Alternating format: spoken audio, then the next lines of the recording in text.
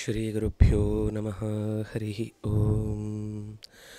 ಕೃಷ್ಣಾಯ ವಾಸುದೇವಾಯ ದೇವಕೀನಂದನಾಯ ಚ ನಂದಗೋಪಕುಮಾರಾಯ ಗೋವಿಂದಾಯ ನಮೋ ನಮಃ. ಕೃಷ್ಣಾಯ ಯಾದವೇಂದ್ರಾಯ ಜ್ಞಾನಮುದ್ರಾಯ ಯೋಗಿನೇ ನಾಥಾಯ ರುಕ್ಮಿಣೀಶಾಯ ನಮೋ ವೇದಾಂತವೇದಿನೇ. ಶ್ರೀಗುರುಭ್ಯೋ ನಮಃ. ಶ್ರೀಕೃಷ್ಣ ಮುಖ್ಯಪ್ರಾಣರ ಸನ್ನಿಧಾನದಲ್ಲಿ ನಿರಂತರ ನಡೆಯುವ ಜ್ಞಾನಯಜ್ಞದ ಚಾತುರ್ಮಾಸ್ಯದ ವಿಶೇಷ ಉಪನ್ಯಾಸದ ಮಾಲಿಕೆಯಲ್ಲಿ ಹಿರಿಯ ವಿದ್ವಾಂಸರು ಅನೇಕ ವಿಷಯಗಳನ್ನು ಈ ವೇದಿಕೆಯಲ್ಲಿ, ನರಹರಿತೀರ್ಥ ವೇದಿಕೆಯಲ್ಲಿ ಮಂಡಿಸ್ತಾ ಬರ್ತಾ ಇದ್ದಾರೆ. ಅದರಂತೆಯೇ ಇವತ್ತು ಈ ಕಾರ್ಯಕ್ರಮವನ್ನು ನಡೆಸಿಕೊಡಲಿಕ್ಕೋಸ್ಕರ ನಮ್ಮ ಆಮಂತ್ರಣಕ್ಕೆ ಓಗೊಟ್ಟು ಒಳ್ಳೆಯ ವಿಚಾರವನ್ನು ನಮ್ಮ ಮುಂದೆ ಪ್ರಸ್ತಾವ ಮಾಡಲಿಕ್ಕಿರುವಂಥವರು ಶ್ರೀಯುತ ಸುಬ್ರಹ್ಮಣ್ಯ ಜಿ ಭಟ್ ಅವಧಾನಿಗಳು. ಅವರು ವಾಸ್ತುಶಾಸ್ತ್ರದ ವಿಶೇಷ ತಜ್ಞನಾಗಿ ಗುರುತಿಸಿಕೊಂಡಿದ್ದರೂ ಅದರ ಜೊತೆಗೆ ಪೌರೋಹಿತ್ಯದ, ಅದೇ ರೀತಿ ವೇದಾಂತ, ಅದೇ ರೀತಿ ಚಿತ್ರಕಲೆಗಳಲ್ಲಿ ಹೀಗೆ ಅನೇಕ ನಾವು ಪರಿಚಯ ಇಟ್ಟುಕೊಳ್ಳದೇ ಇರುವಂತಹ ವಿಷಯಗಳಲ್ಲೂ ಅವರು ಚೆನ್ನಾಗಿ ಅದರಲ್ಲಿ ಪರಿಣಿತರಾಗಿ ತಮ್ಮ ಸಾಮಾಜಿಕ ಕಾರ್ಯದಲ್ಲಿ ತೊಡಗಿಸಿಕೊಳ್ಳುವುದಲ್ಲದೆ ತಮ್ಮ ಧರ್ಮ ಶಾಸ್ತ್ರದ ನಿಷ್ಠೆಯನ್ನು ಕೂಡ ಪಾಠ ಪ್ರವಚನದ ಮೂಲಕ ನಡೆಸ್ತಾ ಇದ್ದಾರೆ. ಅಂಥವರು ಸಮಾಜದಲ್ಲಿ ಬದಲಾವಣೆಗೆ ಬೇಕಾದ ಅನೇಕ ಕೈಗಳಲ್ಲಿ ಒಬ್ಬರಾಗಿ ನಿಂತು ನಮ್ಮ ಜೊತೆಗಿದ್ದಾರೆ ಅನ್ನೋದು ನಮ್ಮ ಸಂತೋಷ. ಅವರು ನಮ್ಮ ಈ ಕಾರ್ಯಕ್ರಮಕ್ಕಾಗಿ ಆಹ್ವಾನಿಸಿದೊಡನೆ ಒಪ್ಪಿಕೊಂಡು ಬಂದದ್ದಕ್ಕಾಗಿ ಅವರಿಗೆ ಕೃತಜ್ಞತೆಗಳನ್ನು ಅರ್ಪಿಸ್ತಾ, ಅವರು ಮಂಡಿಸಲಿಕ್ಕಿರುವಂತಹ ವಿಷಯ ಇವತ್ತು ಸಮಾಜದಲ್ಲಿ ನಾವು ನೋಡ್ತಾ ಇರುವಂತಹ ಒಂದು ರೀತಿಯ ಆಡಂಬರದ ಮುಖವಾಡ ಹೊತ್ತು ಅದರ ನೈಜ ರೂಪವನ್ನೇ ಕಳೆದುಕೊಳ್ತಾ ಇರುವಂತಹ ಸ್ಥಿತಿ ವಿವಾಹ. ಅದು ಎರಡು ಕುಟುಂಬಗಳ ಸಂಬಂಧ, ಸಮಾಜದ ಸಂಬಂಧ, ಮನಸ್ಸುಗಳ ಸಂಬಂಧ, ದೇಹದ ಸಂಬಂಧದಲ್ಲಿ ಮಾತ್ರ ನಿಂತಿರುವ ಈ ವಿವಾಹದ ಚಿಂತನೆಯಲ್ಲಿ ಇರುವ ವಿಸ್ತಾರ ಏನು, ಅದು ಯಾವ ರೀತಿ ನಮ್ಮಲ್ಲಿ ಒಂದು ಸಂಸ್ಕಾರವನ್ನು ಹುಟ್ಟು ಹಾಕುತ್ತೆ ಅನ್ನುವುದನ್ನು ತಮ್ಮ ವಿಷಯದಲ್ಲಿ ಮಂಡಿಸಲಿಕ್ಕಿದ್ದಾರೆ. ಅವರಿಗೆ ಶ್ರೀಕೃಷ್ಣ ಮಠದ ಪರವಾಗಿ, ಎಲ್ಲ ಕೇಳುಗರ ಪರವಾಗಿ ನಾನು ಅವರಿಗೆ ಹಾರ್ದವಾದ ಸ್ವಾಗತವನ್ನು ಕೋರ್ತಾ ಇದ್ದೇನೆ. ಅವರು ತಮ್ಮ ವಿಷಯವನ್ನು ಮಂಡಿಸಬೇಕು ಅಂತ ಕೇಳಿಕೊಳ್ತೇನೆ.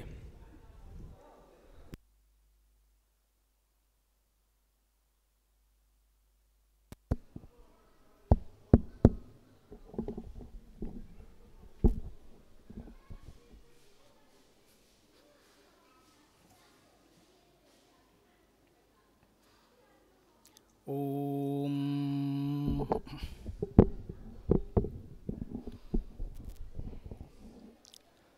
ಬರ್ಹೋತ್ತಂ ಸವಿಲಾಸ ಕುಂತಲಭರಂ ಮಾಧುರ್ಯಮಗ್ನಾನನಂ ಪ್ರೋನ್ಮೀಲನ್ನವಯೌವನಂ ಪ್ರವಿಲಸದ್ವೇಣು ಪ್ರಣಾದಾಮೃತಂ ಕಾಲಿಂದೀ ಪುಲಿನಾಂಗಣ ಪ್ರಣಯಿನಂ ಕಾಮಾವತಾರಾಂಕುರಂ ಬಾಲಂ ನೀಲಂ ಅಮೀವಯಂ ಮಧುರಿಮ ಸ್ವರಾಜ್ಯಮಾರಾಧ್ನುಮಃ. ಕೃಷ್ಣಂ ವಂದೇ ಮಂಥಪಾಶಧರಂ ದಿವ್ಯಾರ್ಭಗಾಕೃತಿಂ ಶಿಖಾಬಂಧತ್ರಯೋಪೇತಂ ಭೈಷ್ಮೀ ಮಧ್ವಕರಾರ್ಚ್ಯುತಂ ಅಭ್ರಮಂ ಭಂಗರಹಿತಂ ಅಜಡಂ ವಿಮಲಂ ಸದಾ ಆನಂದತೀರ್ಥಮತುಳಂ ಭಜೆ ತಾಪತ್ರಯಾಪಹಂ. ಶ್ರೀ ಗುರುಭ್ಯೋ ನಮಃ. ಶ್ರೀಕೃಷ್ಣ ಮುಖ್ಯಪ್ರಾಣರ ಚರಣಾರವಿಂದಗಳಿಗೆ ವಂದಿಸಿ, ಪೂಜ್ಯ ಪರ್ಯಾಯ ಶ್ರೀಪಾದರನ್ನು ವಂದಿಸಿ, ವಿವಾಹ ಎನ್ನುವ ಸಂಸ್ಕಾರದ ಬಗ್ಗೆ ಪ್ರಾಚೀನ ಗ್ರಂಥಗಳು ಯಾವ ರೀತಿ ಹೇಳಿದ್ದಾವೆ ಅದನ್ನು ಒಂದು ಬಾರಿ ನೋಡಿ, ಅನಂತರ ವಿವಾಹ ಎನ್ನುವಂಥದ್ದು ಎಷ್ಟು ಮಟ್ಟಿಗೆ ಬದಲಾವಣೆ ಆಗಿದೆ ಎನ್ನುವ ವಿಷಯವನ್ನು ಸ್ವಲ್ಪ ತಿಳಿದುಕೊಳ್ಳುವ ಇವತ್ತಿನ ಸಮಾಜಕ್ಕೆ ಅತೀವ ಅಗತ್ಯವಾದ ಒಂದು ವಿಷಯ. ಆದ್ದರಿಂದ ಅದರ ಬಗ್ಗೆ ಸ್ವಲ್ಪ ಕೂಲಂಕಷವಾಗಿ ವಿಮರ್ಶೆ ಮಾಡುವುದು ಒಳ್ಳೆಯದು ಅಂತ ಕಾಣುತ್ತದೆ. ಸಂಸ್ಕಾರ ಅಂತ ಒಂದು ಶಬ್ದವನ್ನು ನಾವೆಲ್ಲ ಕೇಳಿದ್ದೇವೆ. ಸಾಮಾನ್ಯವಾಗಿ ಸಂಸ್ಕಾರ ಅಂತ ಹೇಳುವಾಗ ಸಂಸ್ಕೃತ, ಸಂಸ್ಕೃತಿ, ಸಂಸ್ಕಾರ ಎಲ್ಲ ಒಂದೇ ಮೂಲದ ಶಬ್ದಗಳು. ಸಂಸ್ಕಾರ ಅಂದರೆ ಏನು ಅಂತ ಪ್ರಶ್ನೆ ಬಂದರೆ ಸಾಮಾನ್ಯವಾದ ಒಂದು ಅರ್ಥವನ್ನು ಹೇಳಬಹುದು. ಯಾವುದಾದ್ರೂ ಒಂದು ವಸ್ತು ನಮಗೆ ಅದು ಪ್ರಯೋಜನಕ್ಕೆ ಬರಬೇಕು ಅಂತಾದರೆ ಆ ವಸ್ತುವನ್ನು ನಮಗೆ ಬೇಕಾದ ಹಾಗೆ ಸರಿ ಮಾಡಿಕೊಳ್ಳುವುದಕ್ಕೆ ಆ ವಸ್ತುವಿನ ಸಂಸ್ಕಾರ ಅಂತ ಹೆಸರು. ಶಾಸ್ತ್ರ ಅದನ್ನು ಹೇಳ್ತದೆ, ದೋಷಸ್ಯ ಅಪಾಕರಣಪೂರ್ವಕಂ ಗುಣಾಧಾನಂ ಸಂಸ್ಕಾರ ಇತಿ ಕಥ್ಯತೆ.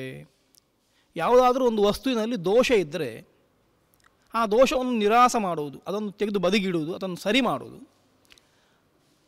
ಅದಕ್ಕೆ ಮತ್ತಷ್ಟು ಪಟುತ್ವ ಬರಬೇಕು ಅಂತಾದರೆ ಏನಾದರೂ ಒಂದಿಷ್ಟು ಹೊಸ ಅಂಶಗಳನ್ನು, ಗುಣಗಳನ್ನು ಅದಕ್ಕೆ ಸೇರಿಸುವುದು. ಹಾಗೆ ಸೇರಿಸಿದರೆ ಅದು ಸಂಸ್ಕೃತವಾಗ್ತದೆ ಅಂತ. ನೀರು, ನಮಗೆ ಕುಡಿಯಲಿಕ್ಕೆ ನೀರು ಬೇಕು ಅಂತಾದರೆ ಬಾವಿಯಿಂದಲೋ ಹೃದಯದಿಂದಲೋ ಜಲಾಶಯದಿಂದಲೋ ನದಿಯಿಂದಲೋ ನೀರನ್ನು ತರ್ತೇವೆ. ನೀರನ್ನು ತಂದು ಕೂಡಲೇ ಕುಡಿಯುವುದಿಲ್ಲ. ಅದಕ್ಕೇನು ಮಾಡ್ತೇವೆ, ಆ ನೀರಿನಲ್ಲಿ ಏನಾದರೂ ಕೆಸರಿನ ಅಂಶ ಇದ್ದರೆ, ಕಶ್ಮಲಗಳಿದ್ದರೆ ಒಂದು ವಸ್ತ್ರದಿಂದ ನೀರನ್ನು ಶೋಧಿಸ್ತೇವೆ. ದೋಷದ ಅಪಾಕರಣ ಆಯಿತು, ನೀರು ಶುದ್ಧ ಆಯಿತು, ನೀರಿನಲ್ಲಿರುವ ಕಶ್ಮಲಗಳು ಹೋದವು ಅಂತ ಅರ್ಥ.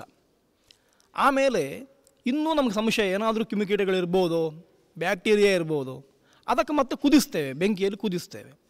ಕುದಿಸಿದ್ರಿಂದ ಏನಾಯಿತು ಅಂತಂದರೆ ಸೂಕ್ಷ್ಮವಾಗಿರುವಂತಹ ನೀರಿನಲ್ಲಿರುವಂಥ ಸೂಕ್ಷ್ಮಜೀವಿಗಳಿದ್ದರೆ ಅವುಗಳು ನಾಶ ಆಗ್ತವೆ, ನೀರು ಆರೋಗ್ಯವರ್ಧಕ ಆಯಿತು ಅಂತ.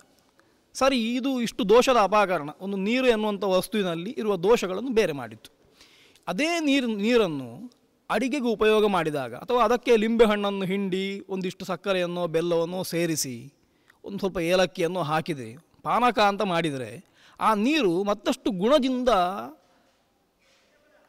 ವೃದ್ಧವಾಗಿ ಪುಷ್ಟವಾಗಿ ಅದು ಎಲ್ಲರಿಗೂ ಮುದವನ್ನು ಆನಂದವನ್ನು ಕೊಡ್ತದೆ. ಹಾಗಾಗಿ ಸಾಮಾನ್ಯ ಒಂದು ನೀರು ಎನ್ನುವ ವಸ್ತುವನ್ನು ಈ ರೀತಿಯಲ್ಲಿ ಸಂಸ್ಕರಿಸಬಹುದು ಅಂತಾದರೆ ಮನುಷ್ಯನನ್ನು ಸಂಸ್ಕರಿಸಿದರೆ, ಅದಕ್ಕೋಸ್ಕರ ಶಾಸ್ತ್ರಕಾರರು ಏನು ಮಾಡಿದರು, ಮನುಷ್ಯನಲ್ಲಿರುವ ದೋಷಗಳನ್ನು ಅಪಾಕರಣ ಮಾಡುವುದು, ನಿವಾರಣೆ ಮಾಡುವುದು, ಮನುಷ್ಯನಿಗೆ ಒಳ್ಳೆಯ ಗುಣಗಳನ್ನು ಬರುವ ಹಾಗೆ ಮಾಡುವುದು. ಹೀಗೆ ಮಾಡಿದರೆ ಮನುಷ್ಯನಲ್ಲಿರುವ ದೋಷಗಳು ನಿವಾರಣೆ ಆಗ್ತದೆ, ಮನುಷ್ಯನಿಗೆ ಮತ್ತಷ್ಟು ಗುಣಗಳು ಸೇರ್ತದೆ, ಮನುಷ್ಯ ಉತ್ತಮನಾಗುತ್ತಾನೆ ಅಂತ. ಸಮಾಜವನ್ನು ಉದ್ಧಾರ ಮಾಡಬೇಕು, ಸಮಾಜವನ್ನು ಸನ್ಮಾರ್ಗದಲ್ಲಿ ನಡೆಸಬೇಕು, ಸಮಾಜವನ್ನು ಒಳ್ಳೆಯದು ಮಾಡಬೇಕು ಅನ್ನೋ ಮಾತುಗಳು ಎಲ್ಲ ಕಡೆಯಲ್ಲಿ ನಾವು ಇವತ್ತು ಕೇಳ್ತೇವೆ. ಸಮಾಜವನ್ನು ಉತ್ತಮವನ್ನಾಗಿ ಮಾಡುವುದು ಹೇಗೆ ಅಂತಂದರೆ, ಸಮಾಜ ಅಂತಂದರೆ ಲೋಕ, ಲೋಕ ಅಂತಂದರೆ ಜನರು ಅಂತ ಶಾಸ್ತ್ರಗಾರ ಹೇಳ್ತದೆ. ಯಾವುದೇ ಜಡವಸ್ತುಗಳಿಗೆ ಲೋಕ ಅಂತ ಕರೆಯುವುದಿಲ್ಲ. ಲೋಕಸ್ತು ಭುವನೇ ಜನೇ ಅಂತ ಹೇಳಿ ಜನಗಳಿಗೆ ಲೋಕ ಅಂತ ಹೇಳುವಂಥದ್ದು ಅಂತ. ಯಾಕೆ ಅಂತಂದರೆ ಜನಗಳಿಲ್ಲದೇ ಇದ್ದರೆ ಬೇರೆ ಯಾವುದು ಇದ್ದೂ ಪ್ರಯೋಜನ ಇಲ್ಲ. ಎಲ್ಲ ವಸ್ತುಗಳು ಕೂಡ ಭೋಗ್ಯಗಳು ಅಂತ ಶಾಸ್ತ್ರವಚನ. ಅಂದರೆ ಅದನ್ನು ಸ್ವೀಕರಿಸಲಿಕ್ಕೆ ಯಾರಾದರೂ ಒಬ್ಬ ಬೇಕು. ಒಂದು ಮರ ಉಂಟು, ಮಾವಿನ ಹಣ್ಣು ಕೊಡ್ತದೆ ಮರ ಅಂತಂದರೆ ಮರಕ್ಕೆ ಆತ್ಯಂತಿಕವಾಗಿ ಒಳಗಿಂದ ಆಸೆ ಇರ್ತದೆ, ನನ್ನ ಹಣ್ಣುಗಳನ್ನು ಯಾರಾದರೂ ಒಬ್ಬ ತಿಂದು ಅನುಭವಿಸಿ ಸುಖ ಪಡಬೇಕು ಎನ್ನುವ ಪರಾರ್ಥಕ್ಕೋಸ್ಕರವೇ ಅದು ಹಣ್ಣುಗಳನ್ನು ಕೊಡ್ತದೆ ಅಂತ. ಹಾಗಾಗಿ ಯಾರಾದರೂ ಒಬ್ಬ ಅದರ ಅಡಿಯಲ್ಲಿ ಬಂದು ಕುಳಿತುಕೊಂಡು ಅದರ 4 ಹಣ್ಣನ್ನು ತಿಂದು ಮರವನ್ನು ಕೃತಜ್ಞತಾ ದೃಷ್ಟಿಯಿಂದ ನೋಡಿದರೆ, ಅಥವಾ ಒಂದು ತಂಬಿಗೆ ನೀರು ಮರಕ್ಕೆ ಹಾಕಿದರೆ, ಮರಕ್ಕೆ ಹಾನಿ ಮಾಡದೇ ಇದ್ದರೆ ಮರಕ್ಕಷ್ಟೇ ಸಾಕು, ಅದಕ್ಕೆ ಬೇರೆ ಏನು ಬೇಡ. ಹೀಗಿರುವಾಗ ಇಂತಹ ವ್ಯವಸ್ಥೆಯಲ್ಲಿ ಮನುಷ್ಯ ಬದುಕಬೇಕು ಅಂತಾದರೆ ಮನುಷ್ಯನನ್ನು ಉತ್ತಮನನ್ನಾಗಿ ಮಾಡಬೇಕು, ಮನುಷ್ಯನನ್ನು ಒಂದಷ್ಟು ಮೇಲ್ಮಟ್ಟಕ್ಕೆ ಎತ್ತರಿಸಬೇಕು, ಲೋಕವನ್ನು ಸರಿ ಮಾಡಬೇಕು ಅಂತ. ಈ ದೃಷ್ಟಿಯಿಂದ ಲೋಕವನ್ನು ಉದ್ಧಾರ ಮಾಡುವುದು ಹೇಗೆ ಅಂತಂದರೆ, ಜನರಿಗೆ ಸಂಸ್ಕಾರ ಕೊಟ್ಟರೆ ಕ್ರಮೇಣ ಲೋಕ ತನ್ನಿಂದ ತಾನೇ ಉದ್ಧೃತವಾಗುತ್ತದೆ. ಹಾಗಾಗಿ ಯಾರೆಲ್ಲ ಭೋಕ್ತೃಗಳು ಅಂತಿದ್ದಾರೆ, ಈ ಲೋಕದಲ್ಲಿರುವ ಜಡವಸ್ತುಗಳನ್ನು ತಮಗೆ ಬೇಕಾದ ಹಾಗೆ ಉಪಯೋಗ ಮಾಡಿಕೊಂಡು ಅವುಗಳಿಂದ ತಮ್ಮ ಆತ್ಮೋನ್ನತಿಯನ್ನು ಸಾಧಿಸಬೇಕು ಅಂತ ಯಾರಿಗೆಲ್ಲ ಮನಸ್ಸುಂಟೋ ಅಂಥವರನ್ನು ಶಿಕ್ಷಿತರನ್ನಾಗಿ ಮಾಡಿದರೆ ಅವರು ಲೋಕಕ್ಕೆ ಹಾನಿ ಮಾಡುವುದಿಲ್ಲ, ಉಳಿದ ವಸ್ತುಗಳನ್ನು ಹಾಳುಗೆಡುವುದಿಲ್ಲ, ತಾವು ಒಳ್ಳೆಯ ರೀತಿಯಲ್ಲಿ ಬದುಕುತ್ತಾರೆ, ಇನ್ನೊಬ್ಬರಿಗೂ ಒಳ್ಳೆಯ ರೀತಿಯಲ್ಲಿ ಬದುಕಲಿಕ್ಕೆ ಬಿಡುತ್ತಾರೆ ಎನ್ನುವ ದೃಷ್ಟಿಯಿಂದ ಋಷಿಗಳು ತುಂಬ ದೂರಾಲೋಚನೆ ಮಾಡಿದರು. ಹಾಗೆ ಮಾಡಿ ಅವರು ಒಂದಿಷ್ಟು ಸಂಸ್ಕಾರಗಳನ್ನು ನಿರೂಪಿಸಿದರು. ಮನುಷ್ಯನನ್ನು ಸರಿ ಮಾಡುವುದು ಹೇಗೆ, ಎಲ್ಲ ಪ್ರಾಣಿಗಳ ಹಾಗೆ ಆಹಾರ ನಿದ್ರಾ ಭಯ ಮೈಥುನಾನಿ ಸಾಮಾನ್ಯ ಮೇಧತ್ ಪಶುಭಿರ್ನರಾಣಾಮ್ ಅಂತ ಒಂದು ಪದ್ಯ ಉಂಟು. ಸಾಮಾನ್ಯವಾಗಿ ಮನುಷ್ಯನಿಗೆ ಎಲ್ಲ ಪ್ರಾಣಿಗಳ ಹಾಗೆ ಮನುಷ್ಯ ಬದುಕುತ್ತಾನೆ. ಅವನಿಗೆ ಆಹಾರ, ಅದಕ್ಕೋಸ್ಕರ ಪ್ರವೃತ್ತಿ, ಅದಕ್ಕೋಸ್ಕರ ಪ್ರಯತ್ನ, ಅದಕ್ಕೋಸ್ಕರ ಯುದ್ಧ ಎಲ್ಲ ಆಗ್ತದೆ. ಆಹಾರ ಸಿಕ್ಕಿದ ಮೇಲೆ ಹೊಟ್ಟೆ ತುಂಬಿತು, ನಿದ್ರೆ ಮಾಡಬೇಕು ಅಂತ ಆಗ್ತದೆ, ಒಂದು ಕಡೆಯಲ್ಲಿ ಮಲ್ಕೊಳ್ತಾನೆ, ವಿಶ್ರಾಂತಿ ಪಡಿತಾನೆ. ನಿದ್ರೆ ಆದ ಮೇಲೂ ಆಗೋ ಮೊದಲು ಒಂದಿಷ್ಟು ಭಯ ಇರ್ತದೆ. ಇಂಥದ್ದೆಲ್ಲ ಬೇಕಾದ ಬಯಕೆಗಳಿರ್ತವೆ. ಇವುಗಳೆಲ್ಲ ಎಲ್ಲ ಪ್ರಾಣಿಗಳಿರುವಂಥದ್ದು, ಮನುಷ್ಯನಿಗೂ ಇರುವಂಥದ್ದು. ಆದರೆ ಮನುಷ್ಯ ಇವುಗಳನ್ನು ಸ್ವೀಕಾರ ಮಾಡುವುದಕ್ಕೂ ಪ್ರಾಣಿಗಳು ಸ್ವೀಕಾರ ಮಾಡುವುದಕ್ಕೂ ವ್ಯತ್ಯಾಸ ಉಂಟು. ಸಣ್ಣ ಒಂದು ಉದಾಹರಣೆ ಹೇಳಬೇಕಾದ್ರೆ, ನಾವೆಲ್ಲ ನಮಗೆ ರೋಗ ಬಂದರೆ ಔಷಧವನ್ನು ಹುಡುಕುತ್ತೇವೆ ಅಥವಾ ಅದಕ್ಕೋಸ್ಕರ ಪ್ರವೃತ್ತಿ ಮಾಡುತ್ತೇವೆ. ಈ ರೋಗಕ್ಕೇನು ಮದ್ದು, ಈ ರೋಗಕ್ಕೇನು ಮದ್ದು ಅಂತ. ಶಾಸ್ತ್ರ ಹೇಳ್ತದೆ 84 ಲಕ್ಷ ತಿರಿಯ ಗ್ಯೋನಿಗಳಿದ್ದಾವೆ, ಬೇರೆ ಬೇರೆ ಜಾತಿಗಳಿದ್ದಾವೆ ಅಂತ ಶಾಸ್ತ್ರ ಹೇಳುವಂಥದ್ದು. ಇವತ್ತಿನ ವಿಜ್ಞಾನ ಹೇಳ್ತದೆ ಕೋಟಿಗಟ್ಟಲೆ ಪ್ರಾಣಿಗಳಿದ್ದಾವೆ ಅಂತ. ಶಾಸ್ತ್ರ ಒಂದಿಷ್ಟು ಪ್ರಾಣಿಗಳನ್ನು ಕೆಲವುಗಳಲ್ಲಿ ಅಂತರ್ಭಾವ ಮಾಡಿ ಒಂದಿಷ್ಟು ರೀತಿಯ ಪ್ರಾಣಿಗಳಂತೂ ವಿಭಾಗ ಮಾಡಿದೆ. ಅಂತೂ ಕೋಟಿಗಟ್ಟಲೆ ಜೀವಿಗಳು, ಬೇರೆ ಬೇರೆ ಥರದ ಜೀವಿಗಳಿದ್ದಾವೆ ಅಂತ ವಿಜ್ಞಾನ ಒಪ್ಪುತ್ತದೆ. ಇದು ಸುಳ್ಳಲ್ಲ, ಇದನ್ನು ಸತ್ಯ ಅಂತ ಎಲ್ಲರೂ ಒಪ್ಪುವರು. ಆ ಎಲ್ಲ ಜೀವಿಗಳನ್ನು ಒಂದು ಬಾರಿ ನಾವು ಅಧ್ಯಯನ ಮಾಡಿದೆವು ಅಂತಾದರೆ, ಒಂದೊಂದು ಜೀವಿಯನ್ನು ನೋಡಿದೆವು ಅಂತಾದರೆ, ಅದಕ್ಕೆ ರೋಗ ಬಂದರೆ ಅದರ ಔಷಧವನ್ನು ಅದೇ ತಯಾರು ಮಾಡಿಕೊಳ್ತದೆ. ಅಥವಾ ಅದು ಯಾವುದಾದ್ರೂ ಒಂದು ಔಷಧವನ್ನು ಹುಡುಕಿ ಅದನ್ನು ತಿಂದು ಸರಿ ಮಾಡಿಕೊಳ್ತದೆ. ಅದು ಬಿಟ್ಟರೆ ಔಷಧಕ್ಕೋಸ್ಕರ ಒಂದು ನಾಯಿಗೆ ಕಾಯಿಲೆ ಬಂದರೆ ಅದು ಇನ್ನೊಂದು ನಾಯಿ ಹತ್ತಿರ ಹೋಗುವುದಿಲ್ಲ, ಔಷಧಕ್ಕೋಸ್ಕರ ಹೋಗುವುದಿಲ್ಲ. ಒಂದು ದನಕ್ಕೆ ಕಾಯಿಲೆ ಬಂದರೆ ಮತ್ತೊಂದು ದನದ ಹತ್ತಿರ ಹೋಗುವುದಿಲ್ಲ, ತನ್ನ ಔಷಧವನ್ನು ತಾನೇ ತಯಾರು ಮಾಡಿಕೊಳ್ತದೆ. ತನ್ನ ಆಹಾರಕ್ಕೆ ತಾನೇ ಪ್ರಯತ್ನ ಮಾಡ್ತದೆ. ಸಣ್ಣ ಮಟ್ಟಿನಲ್ಲಿ ಮರಿಗಳಿಗೆ ಆಹಾರ ಉಣಿಸಬೇಕು ಅನ್ನೋ ಸ್ವಾರ್ಥ ಕೆಲವು ಬಾರಿ ಕಂಡು ಬರ್ಬೋದು, ತುಂಬ ಕ್ಷುಲ್ಲಕವಾದ ವಿಚಾರ ಅದು. ಆದರೆ ತನ್ನ ಪ್ರಯತ್ನ, ತಾನು ಬದುಕುವ ಪ್ರಯತ್ನವನ್ನು ತಾನೇ ಮಾಡಿಕೊಳ್ತದೆ, ತನ್ನ ಜೀವನವನ್ನು ತಾನೇ ರೂಪಿಸಿಕೊಳ್ತದೆ ಪ್ರತಿಯೊಂದು ಪ್ರಾಣಿಯೂ ಕೂಡ. ಆದರೆ ಮನುಷ್ಯನನ್ನು ನೋಡಿದರೆ ಮನುಷ್ಯ ತದ್ವಿರುದ್ಧ. ಆತ ಪ್ರತಿಯೊಂದಕ್ಕೂ ಮತ್ತೊಬ್ಬರನ್ನು ಅವಲಂಬಿಸ್ತಾನೆ, ಮತ್ತೊಂದನ್ನಲ್ಲ. ಮತ್ತೊಂದನ್ನು ಅವಲಂಬಿಸುವುದು ಲೋಕದ ಲಕ್ಷಣ. ಸಾಮಾನ್ಯ ನಾನು ಬದುಕಬೇಕು ಅಂತಂದರೆ ನನಗೆ ಅನೇಕ ಪದಾರ್ಥಗಳು ಬೇಕು, ಹಾಗಾಗಿ ಎಲ್ಲ ಪದಾರ್ಥಗಳು ನಾನು ಅವಲಂಬಿಸ್ತೇನೆ, ಜಡ ಪದಾರ್ಥಗಳನ್ನು. ಆದರೆ ಚೇತನ ಪದಾರ್ಥಗಳನ್ನೇ ಅವಲಂಬಿಸಿರುವಂಥದ್ದು ಮನುಷ್ಯನ ದೊಡ್ಡ ದೌರ್ಬಲ್ಯವೂ ಹೌದು ಅಂತ ಕಾಣ್ತದೆ. ಮನುಷ್ಯನಿಗೆ ಕಷ್ಟ ಬಂದರೆ ಇನ್ನೊಬ್ಬರು ಬೇಕು, ಏನಾದರೂ ಹೇಳಿಕೊಳ್ಬೇಕಾದ್ರೆ ಮತ್ತೊಬ್ಬರು ಬೇಕು, ಕಾಯಿಲೆ ಬಂದರೆ ಔಷಧ ಕೊಡಲಿಕ್ಕೆ ಒಬ್ಬರು ಬೇಕು, ಹಸಿವಾದರೆ ಅಡಿಗೆ ಮಾಡಿ ಹಾಕಲಿಕ್ಕೆ ಒಬ್ಬರು ಬೇಕು. ಹೀಗೆ ತಾನೇ ಎಲ್ಲವನ್ನು ಮಾಡಿಕೊಳ್ಳದ ಸ್ಥಿತಿಯಲ್ಲಿ ಮನುಷ್ಯ ಇದ್ದಾನೆ. ಆದ್ದರಿಂದ ಋಷಿಗಳೇನು ಮಾಡಿದರು ಅಂತಂದರೆ, ಸಂಸ್ಕಾರ ಆಗಬೇಕಾದ್ದು ಪ್ರಾಣಿಗಳಿಗಲ್ಲ, ಜಡ ವಸ್ತುಗಳಿಗಲ್ಲ, ಮನುಷ್ಯನಿಗೆ ಮಾತ್ರ ಅಂತ ಮನುಷ್ಯನಿಗೆ ಸಂಸ್ಕಾರ ನಿರೂಪಣೆ ಮಾಡಿದರು. ಯಾವ ಋಷಿಗಳು, ಇಷ್ಟು ಧರ್ಮಶಾಸ್ತ್ರ ಬಂದಿದೆ, ಬೆಕ್ಕಿಗೊಂದು ಸಂಸ್ಕಾರ ಮಾಡುವ, ಮನೆಯಲ್ಲಿ ಬೆಕ್ಕು ಸಾಕಬೇಕಾದ್ರೆ ಆ ಬೆಕ್ಕನ್ನು 3 ಸರ್ತಿ ಬಾವಿಯ ನೀರನ್ನು ಮುಳುಗಿಸಿ ತೆಗೆದು ಶುದ್ಧ ಮಾಡಿ ಅದನ್ನು ಸಾಕಬೇಕು ಅಂತ ಯಾರೂ ಬರೀಲಿಲ್ಲ. ಅಥವಾ ಅದಕ್ಕೊಂದು ನಾಮಕರಣ ಸಂಸ್ಕಾರವನ್ನು ಹೇಳಲಿಲ್ಲ. ದನವನ್ನು ಸಾಕ್ತೇವೆ, ದನಕ್ಕೆ ಹೆಸರು ನಾವು ಇಟ್ಟು ಕರಿತೇವೆ, ಯಾವ ಸಂಸ್ಕಾರವೂ ಇಲ್ಲ. ಅದಕ್ಕೆ ಯಾವುದೇ ಪ್ರೋಕ್ಷಣಾದಿಗಳೋ ಸ್ನಾನಾದಿಗಳೋ ಮಾಡುವುದಿಲ್ಲ. ಸೀದಾ ದನವನ್ನು ಯಾರ್ದೋ ಮನೆಯಿಂದ ಹಣ ಕೊಟ್ಟು ದನವನ್ನು ಖರೀದಿಸಿ ತಂದರೂ ಹಟ್ಟಿಯಲ್ಲಿ ಕಟ್ಟಿಬಿಡ್ತೇವೆ ಅಷ್ಟೇ ಹೊರತು ಯಾವುದೇ ಸಂಸ್ಕಾರ ದನಕ್ಕಿಲ್ಲ. ಯಾವ ಪ್ರಾಣಿಗಳಿಗೂ ನಾವು ಸಂಸ್ಕಾರ ಮಾಡುವುದಿಲ್ಲ. ಮನುಷ್ಯನಿಗೆ ಆರಂಭದಿಂದ ಕೊನೆಯವರೆಗೆ ಸಂಸ್ಕಾರ ಮಾಡ್ತೇವೆ ಅಂತ ಹೇಳಿದ್ದಕ್ಕೆ ಕಾರಣ ಏನು ಅಂತ ಊಹೆ ಮಾಡಿದರೆ ಬಹುಶಃ ಇದು ಅಂತ ಕಾಣ್ತದೆ. ಉಳಿದ ಎಲ್ಲ ಪ್ರಾಣಿಗಳು ಸ್ವಭಾವತಃ ಶುದ್ಧಗಳೇ, ಅವುಗಳಲ್ಲಿ ಕಪಟ ಇಲ್ಲ. ಇದ್ದರೂ ಅದು ಯಾವುದೋ ಒಂದು ಸಣ್ಣ ವಿಷಯಕ್ಕೋಸ್ಕರ ಮಾತ್ರ, ಒಂದು ಆಹಾರಕ್ಕೋಸ್ಕರವೋ ಮಾತ್ರ ಬಿಟ್ಟರೆ ಬೇರೆ ಯಾವುದಕ್ಕಲ್ಲ. ಆದರೆ ಮನುಷ್ಯನಲ್ಲಿ ದುರ್ಗುಣಗಳು ಬರುವುದು ಜಾಸ್ತಿ ಆಗುತ್ತದೆ, ಅದಕ್ಕೆ ಅವಕಾಶ ಜಾಸ್ತಿ ಉಂಟು. ಕಾರಣ ಮನುಷ್ಯನ ಮನಸ್ಸು ಬೇರೆ ಎಲ್ಲ ಪ್ರಾಣಿಗಳಿಗಿಂತ ಪ್ರಬಲವಾದ್ದು. ಆದ್ದರಿಂದ ಯಾವ ವಸ್ತು ಅತ್ಯಂತ ಪ್ರಬಲವಾಗಿರ್ತದೋ ಅದರಿಂದ ಅತ್ಯಂತ ಒಳ್ಳೆಯ ಕೆಲಸವನ್ನು ಮಾಡಲಿಕ್ಕಾಗ್ತದೆ. ಅಷ್ಟೇ ಅಲ್ಲ, ಅದರಿಂದ ಅತ್ಯಂತ ಕೆಟ್ಟ ಕೆಲಸವನ್ನು ಮಾಡಲಿಕ್ಕಾಗ್ತದೆ. ಒಂದು ಒಳ್ಳೆ ಕತ್ತಿ ಉಂಟು ಅಂತ ಎಣಿಸ್ಕೊಳ್ಳಿ, ಭಾರಿ ಹರಿತ ಉಂಟು ಅಂತಂದರೆ ಅದರಿಂದ ಎಷ್ಟು ಜನವನ್ನು ಒಂದು ಬಾರಿ ಕಡಿಬೋದು, ಎಷ್ಟು ತರಕಾರಿಗಳನ್ನು ಹೆಚ್ಚು ಅಡಿಗೆ ಮಾಡಿ ಹಾಕಬಹುದು. ಈ ಎರಡೂ ಮಾಡಲಿಕ್ಕಾಗ್ತದೆ. ಕತ್ತಿಯ ತಪ್ಪಲ್ಲ, ಅದನ್ನು ಉಪಯೋಗ ಮಾಡುವವನ ತಪ್ಪು. ಹಾಗಾಗಿ ಮನುಷ್ಯ ಅತ್ಯಂತ ಒಳ್ಳೆಯ ಗಟ್ಟಿಮುಟ್ಟಾದ ಮನಸ್ಸಿರುವವ, ದೃಢವಾದ ಮನಸ್ಸಿರುವವ ಅಂತಂದರೆ ಮನುಷ್ಯ ಏನೂ ಮಾಡಲಿಕ್ಕೆ ಸಾಧ್ಯ ಉಂಟು. ಹಾಗಾಗಿ ಅಂತಹ ಮನುಷ್ಯ ಹಾಳಾಗಬಾರದು ಎನ್ನುವ ಒಂದೇ ಉದ್ದೇಶ ಇಟ್ಟುಕೊಂಡು ಒಂದಿಷ್ಟು ಸಂಸ್ಕಾರಗಳನ್ನು ಮನುಷ್ಯನಿಗೆ ಕೊಟ್ಟರು. ಹಾಗಾಗಿ ಮನುಷ್ಯನಿಗೆ ಸಂಸ್ಕಾರ ಬೇಕು ಅಂತ ಒಬ್ಬೊಬ್ಬನಿಗೂ ಸಂಸ್ಕಾರ ಕೊಡ್ತಾ ಬಂದರೆ ಸುಲಭ. ಇಡೀ ಲೋಕವನ್ನು 2 ತಿಂಗಳಲ್ಲಿ ಬದಲಾವಣೆ ಮಾಡಲಿಕ್ಕೆ ಆಗ್ತದೆ. ಯಾಕೆ ಅಂತಂದರೆ ಪ್ರತಿಯೊಬ್ಬರನ್ನು ಸಂಸ್ಕೃತರನ್ನಾಗಿ ಮಾಡಬೇಕು ಅಂತಿಲ್ಲ. ಒಂದು ಮನೆಯಲ್ಲಿ ಅಮ್ಮ ಒಬ್ಬಳು ಆದಳು ಅಂತಾದರೆ ಎಲ್ಲ ಮಕ್ಕಳು ಕೂಡ ಅಮ್ಮನ ದಾರಿಯನ್ನು ಹಿಡಿತಾರೆ. ಒಂದು ಶಾಲೆಯಲ್ಲಿ ಒಬ್ಬರು ಅಧ್ಯಾಪಕರು ಒಳ್ಳೆಯ ಅಧ್ಯಾಪಕರಿದ್ದಾರೆ ಅಂತಂದರೆ ಅವರ ಪ್ರಭಾವಲಯಕ್ಕೆ ಸಿಕ್ಕಿ ಎಲ್ಲರೂ ಅವರು ಹೇಳಿದ ಹಾಗೆ ನಡೀಲಿಕ್ಕೆ ಆರಂಭ ಮಾಡ್ತಾರೆ. ಒಂದು ದೇಶದ ನೇತಾರನಾದವ ಆತ ಪ್ರಭಾವಶಾಲಿ ಅಂತಾದರೆ ಎಲ್ಲರೂ ಕೂಡ ಅವ ಹೇಳಿದ್ದನ್ನು ಕೇಳ್ತಾರೆ. ಪ್ರತ್ಯಕ್ಷವಾಗಿ ನಾವು ನೋಡ್ತಾ ಇದ್ದೇವೆ. ಹಾಗಿರುವಾಗ ಈ ಸಂಸ್ಕಾರಗಳನ್ನು ಕೊಡುವಂಥದ್ದು ಸುಲಭ ಅಂತ ಎಣಿಸಿ ಅದರಿಂದ ಗುಣ ಉಂಟು ಅಂತಲೂ ತಿಳಿದುಕೊಂಡು ಶಾಸ್ತ್ರಗಳು ಸಂಸ್ಕಾರಗಳನ್ನು ನಿರೂಪಿಸಿದವು.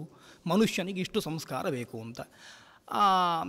ಈ ವ್ಯವಸ್ಥೆಯನ್ನು ಅವರವರ ಜೀವನ ಶೈಲಿಗೆ ಸರಿಯಾಗಿ ವಿಭಾಗ ಮಾಡ್ತಾ ಬಂದರು. ಅಂತೂ 16 ಸಂಸ್ಕಾರಗಳನ್ನು ಪ್ರಧಾನವಾಗಿ ಶಾಸ್ತ್ರ ನಿರ್ದೇಶನ ಮಾಡ್ತದೆ. ಆಶ್ವಲಾಯನ ಆಚಾರ್ಯರು ತಮ್ಮ ಸ್ಮೃತಿಯಲ್ಲಿ ಹೇಳ್ತಾರೆ, ಸಂಸ್ಕಾರೈ ಸಂಸ್ಕೃತ ಪೂರ್ವೈ ಉತ್ತರೈರಪಿ ಸಂಸ್ಕೃತ ನಿತ್ಯಂ ಅಷ್ಟಗುಣೈರ್ಯುಕ್ತ ಬ್ರಾಹ್ಮಣ ಬ್ರಾಹ್ಮಲೌಕಿಕ ಬ್ರಾಹ್ಮಂ ಪದಮವಾಪ್ನೋತಿ ಯಸ್ಮಾತ್ ನ ಚ್ಯವತೆ ಪುನಃ ಅಂತ. ಮನುಷ್ಯನ ಕರ್ತವ್ಯ ಏನು ಅಂತ ಕೇಳಿದ್ರೆ, ಅವ ಎಲ್ರಿಗೆ ಬೇಕಾಗೋ ಹಾಗೆ ಬದುಕಬೇಕು, ತನ್ನ ಬದುಕನ್ನು ಸರಿಯಾಗಿ ನಿರ್ವಹಣೆ ಮಾಡಿಕೊಳ್ಳಬೇಕು. ಹಾಗಾದರೆ ಅವನಿಗೇನು ಬೇಕು ಅಂದರೆ ಸಂಸ್ಕಾರ ಬೇಕು. ಎಷ್ಟು ಸಂಸ್ಕಾರಗಳು ಅಂತ ಕೇಳಿದ್ರೆ, ಪೂರ್ವ ಸಂಸ್ಕಾರಗಳು, ಉತ್ತರ ಸಂಸ್ಕಾರಗಳು ಅಂತ ಒಂದಷ್ಟು ಪಟ್ಟಿ ಮಾಡಿದ್ದಾರೆ. ಸಾಮಾನ್ಯವಾಗಿ ನೋಡ್ತಾ ಬರುವ ಅವುಗಳ ಪರಿಚಯ ನಮಗಾಗ್ತದೆ. ಪೂರ್ವ ಸಂಸ್ಕಾರಗಳು ಅಂತ 16 ಇದ್ದಾವೆ. ಅದರಲ್ಲಿ ಕೊನೆಯ ಸಂಸ್ಕಾರ ಆದ 16ನೇ ಸಂಸ್ಕಾರ ಆದ ವಿವಾಹದ ಬಗ್ಗೆ ನಾವು ಇವತ್ತು ನೋಡುವಂಥದ್ದು. ಉಳಿದ ಸಂಸ್ಕಾರಗಳನ್ನು ಗೌಣವಾಗಿ ಹೇಳಿಬಿಡ್ತೇನೆ. ಗರ್ಭಾಧಾನ ಅಂತ ವಿವಾಹಿತರಾದ ದಂಪತಿಗಳು ಮುಂದೆ ಒಳ್ಳೆಯ ಸಂತಾನವನ್ನು ಪಡಿಬೇಕು ಎನ್ನುವ ದೃಷ್ಟಿಯಿಂದ ಯಜ್ಞರೂಪವಾಗಿ ನಡೆಸುವಂತಹ ಕ್ರಿಯೆ ಗರ್ಭಾಧಾನ ಅಂತ ಹೆಸರು. ಅದಕ್ಕೆ ಯಜ್ಞದ ವಿಧಿಯನ್ನು ಬೋಧಿಸಿದ್ದಾರೆ. ಆ ಕೆಲಸ ಎನ್ನುವಂಥದ್ದು ಸಾಮಾನ್ಯಮೇತತ್ ಪಶುಭಿರ್ನರಾಣಾಂ ಅಂತ ಹೇಳಿದ ಹಾಗೆ ಎಲ್ಲ ಪ್ರಾಣಿಗಳ ಹಾಗಲ್ಲ ಅದನ್ನು ನಡೆಸುವಂಥದ್ದು. ಅದನ್ನು ಯಜ್ಞ ಎನ್ನುವ ದೃಷ್ಟಿಯಲ್ಲಿ ನಡೆಸಬೇಕು ಅಂತ ಆಧಾನ ಅಂತ ಗರ್ಭವನ್ನು ಇಡುವ ಪ್ರಕ್ರಿಯೆಯನ್ನು ಗರ್ಭಾಧಾನ ಅಂತ ಕರೆದಿದ್ದಾರೆ. ಪುಂಸವನ ಅಂತ ಒಂದು ಸಂಸ್ಕಾರ. ಸಾಮಾನ್ಯವಾಗಿ ಗಂಡು ಮಗು ಹುಟ್ಟಬೇಕು ಎನ್ನುವುದಕ್ಕೆ ಪುಂಸವನ ಮಾಡ್ತಾರೆ ಅಂತ ಎಲ್ಲರೂ ಎಣಿಸಿಕೊಳ್ಳುವಂಥದ್ದು. ಕೇವಲ ಅದು ಮಾತ್ರ ಪ್ರಯೋಜನ ಅಲ್ಲ, ಅದರ ಗರ್ಭದಲ್ಲಿರುವಂತಹ ದೋಷಗಳನ್ನು ನಿವಾರಣೆ ಮಾಡುವಂಥದ್ದು ಪುಂಸವನದ ಉದ್ದೇಶ. ಮತ್ತು ಗರ್ಭಕ್ಕೆ ಸ್ಥೈರ್ಯವನ್ನು ಒದಗಿಸುವುದು, ಮುಂದೆ ಹುಟ್ಟಲಿರುವಂಥ ಮಗುವಿಗೆ ದಾರ್ಢ್ಯವನ್ನು, ಒಳ್ಳೆಯ ಮನೋಬಲವನ್ನು, ದೇಹಬಲವನ್ನು ಬರುವ ಹಾಗೆ ಮಾಡುವುದು ಪುಂಸವನದ ಉದ್ದೇಶ. ಪುರುಷ ಅಂತಂದರೆ ಶಕ್ತಿಮಾನ್ ಅಂತ ಅರ್ಥ, ಬೇಕಾದಷ್ಟು ಸಾಮರ್ಥ್ಯ ಇರುವವ ಅಂತ ಅರ್ಥ. ಹಾಗಾಗಿ ಅಂಥ ಸಾಮರ್ಥ್ಯವನ್ನು, ಅದು ಮುಂದೆ ಹೆಣ್ಣು ಮಗು ಹುಟ್ಟಿದರೂ ಕೂಡ ಆ ಸಾಮರ್ಥ್ಯ ಬೇಕು ಎನ್ನುವ ದೃಷ್ಟಿಯಿಂದ ಪುಂಸವನ ಎನ್ನುವ ಕ್ರಿಯೆಯನ್ನು ಮಾಡ್ತಾರೆ. ಆಮೇಲೆ ಸೀಮಂತೋನ್ನಯನ ಅಂತ ಗರ್ಭಿಣಿಯ ಮನೋವಾಂಛೆಗಳಿದ್ದರೆ ಅವುಗಳನ್ನು ಪೂರೈಸುವುದರ ಮೂಲಕ ಅವಳನ್ನು ಅಲಂಕರಿಸುವಂತಹ ಕ್ರಿಯೆ, ಅದು ಮಂತ್ರಪುರಸ್ಸರವಾಗಿ ಆಗುವಂಥದ್ದು ಸೀಮಂತೋನ್ನಯನ. ಗರ್ಭದ ರಕ್ಷಣೆಗೋಸ್ಕರವಾಗಿ ಗರ್ಭತ್ರಾತನಾದ, ನಮಗೆಲ್ಲ ಪ್ರಸಿದ್ಧವಾಗಿ ಗೊತ್ತಿರುವ ಪರೀಕ್ಷಿತ್ ರಾಜನನ್ನು ಉತ್ತರೆಯ ಗರ್ಭದಲ್ಲಿ ಬೆಳೆಸಿ ರಕ್ಷಣೆಗಾಗಿ ತಾನು ಚಕ್ರಾಯುಧನಾಗಿ ಅಲ್ಲೇ ನಿಂತು ಮಹಾಭಾರತ ಎನ್ನುವಂಥದ್ದು, ಪಾಂಡವರ ವಂಶ ಎನ್ನುವಂಥದ್ದು ನಿರ್ವಂಶ ಆಗದ ಹಾಗೆ ಕಾಪಾಡಿದ ವಿಷ್ಣುರಾತ ಅಂತ ಪರೀಕ್ಷಿತನಿಗೆ ಹೆಸರಾಯಿತು. ಅಂತಹ ಪರೀಕ್ಷಿತನನ್ನು ಬೆಳೆಸಿದ ಭಗವಂತನಿಗೆ ಅದನ್ನು ನೆನಪು ಮಾಡಿಕೊಂಡು ನಮ್ಮ ಗರ್ಭವನ್ನು ರಕ್ಷಣೆ ಮಾಡಲಿ ಅಂತ ಆ ವಿಷ್ಣುವಿಗೆ ಬಲಿ ಅಂತಂದರೆ ಪೂಜೆ ಅಂತ ಅರ್ಥ, ಅರ್ಹಣ ಆರಾಧನೆ ಅಂತ ಅರ್ಥ. ಆ ಆರಾಧನೆ ನಡೆಸುವಂಥದ್ದು ಪರಮಾನ್ನದಿಂದ ಬರ್ಹಿಸ್ನಲ್ಲಿ ಬಲಿಯನ್ನು ಕೊಡುವುದಕ್ಕೆ ವಿಷ್ಣು ಬಲಿ ಕರ್ಮ ಅಂತ ಹೆಸರು. ಇನ್ನು ಜಾತಕರ್ಮ, ಮಗು ಹುಟ್ಟಿದ ಮೇಲೆ ಮಾಡಬೇಕಾದಂತಹ ಕೆಲಸಗಳಿದ್ದಾವೆ, ಅವುಗಳಿಗೆ ಜಾತಕರ್ಮ ಅಂತ ಹೆಸರು. ಮಗುವಿನ ಕರುಳು ಬಳ್ಳಿಯನ್ನು ಕತ್ತರಿಸುವುದು, ಅದಕ್ಕೊಂದು ಉಡಿದಾರವನ್ನು ಸುತ್ತುವಂಥದ್ದು, ಇಂತಹ ಕೆಲಸಗಳನ್ನು, ಅದರ ಬಾಯಿಗೆ ತುಪ್ಪವನ್ನು, ಜೇನನ್ನು ಚಿನ್ನದಲ್ಲಿ ನೆಕ್ಕಿಸುವುದು, ಮೊದಲ ಸ್ತನ್ಯಪಾನವನ್ನು ಮಾಡಿಸುವಂಥದ್ದು, ಈ ಎಲ್ಲ ಕ್ರಿಯೆಗಳನ್ನು ಜಾತಕರ್ಮ ಅಂತ ಕರೀತಾರೆ. ಮಗು ಹುಟ್ಟಿದ ಮೇಲೆ ಆ ಮಗುವಿಗೆ ಲೋಕದಲ್ಲೊಂದು ಸ್ಥಾನ ಸಿಗಬೇಕು, ಅವನಿಗೆ ನಾಳೆ ಕೀರ್ತಿ ಬರುವುದಾದರೆ ಯಾವ ಹೆಸರಿನಿಂದ ಬರಬೇಕು ಅಂತ. ಅದಕ್ಕೋಸ್ಕರ ದೇವರ ಹೆಸರನ್ನು ಪೂಜಿಸಿ, ದೇವರು ಅಂತಲೇ ಆರಾಧಿಸಿ ಆ ಹೆಸರನ್ನು ಇಡುವುದಕ್ಕೆ ನಾಮಕರಣ ಅಂತ ಹೆಸರು. ನಾಮ ಅಂತಂದರೆ ಹೆಸರು ಅಂತ ಅರ್ಥ. ಯಾರದ್ದು ಅಂತಂದರೆ ಲೋಕದಲ್ಲಿ ಲೋಕವನ್ನು ನಡೆಸುವಂತಹ ದೇವರದ್ದು. ಹಾಗಾಗಿ ದೇವರ ಹೆಸರನ್ನು ಬರೆದು ಅದನ್ನು ಪೂಜಿಸಿ ಅದನ್ನೇ ನಾವು ಧರಿಸಿಕೊಳ್ತೇವೆ. ಪುಂಡ್ರವನ್ನು ಧಾರಣೆ ಮಾಡಿದ ಹಾಗೆ ನಾಮವನ್ನು ಧಾರಣೆ ಮಾಡ್ತೇವೆ, ದೇವರ ನಾಮವನ್ನು ಧಾರಣೆ ಮಾಡ್ತೇವೆ, ನಾಮಕರಣ ಅಂತ ಅದಕ್ಕೆ ಹೆಸರು. ಆಮೇಲೆ ಉಪನಿಷ್ಕ್ರಮಣ ಅಂತ, ಹುಟ್ಟಿದ ಮಗುವನ್ನು ಹೊರಗೆ ಹಿಡ್ಕೊಂಡು ಹೋಗಬೇಕು. ಮನೆಯಿಂದ ಹೊರಗೆ ಹಿಡ್ಕೊಂಡು ಹೋಗಬೇಕಾದ್ರೆ ರಕ್ಷಣೆ ಆಗಬೇಕು ಮಗುವಿಗೆ, ಹೊರಗಿನ ಸೋಂಕುಗಳು ತಾಗಬಾರದು ಎನ್ನುವ ದೃಷ್ಟಿಯಿಂದ ಮಂತ್ರಗಳಿಂದ ಅಭಿಮಂತ್ರಿಸಿ ಆ ಮಗುವನ್ನು ದೇವಸ್ಥಾನಕ್ಕೆ ಮೊದಲು ಕರೆದುಕೊಂಡು ಹೋಗುವ ಪದ್ಧತಿ ಉಂಟು. ಅದಕ್ಕೆ ಉಪನಿಷ್ಕ್ರಮಣ ಅಂತ ಕರೀತೇವೆ. ಮಗುವಿಗೆ ಹಲ್ಲು ಹುಟ್ಟಿದ ಮೇಲೆ ಅದಕ್ಕೆ ಅನ್ನವನ್ನು ತಿನ್ನಿಸ್ಲಿಕ್ಕೆ ಆರಂಭ ಮಾಡ್ತೇವೆ. ಅಲ್ಲಿವರೆಗೆ ದಂತ ಜನನ ಆಗುವವರೆಗೆ ಅದಕ್ಕೆ ಜನನೀ ಸ್ತನ್ಯಪಾನ ಮಾತ್ರ, ಮೊಲೆ ಹಾಲನ್ನು ಮಾತ್ರ ಕುಡಿತದೆ. ಬೇರೆ ಕಚ್ಚಿ ನುಂಗುವಂತಹ ಯಾವುದೇ ಪದಾರ್ಥಗಳನ್ನು ಮಗುವಿಗೆ ಕೊಡುವುದಿಲ್ಲ.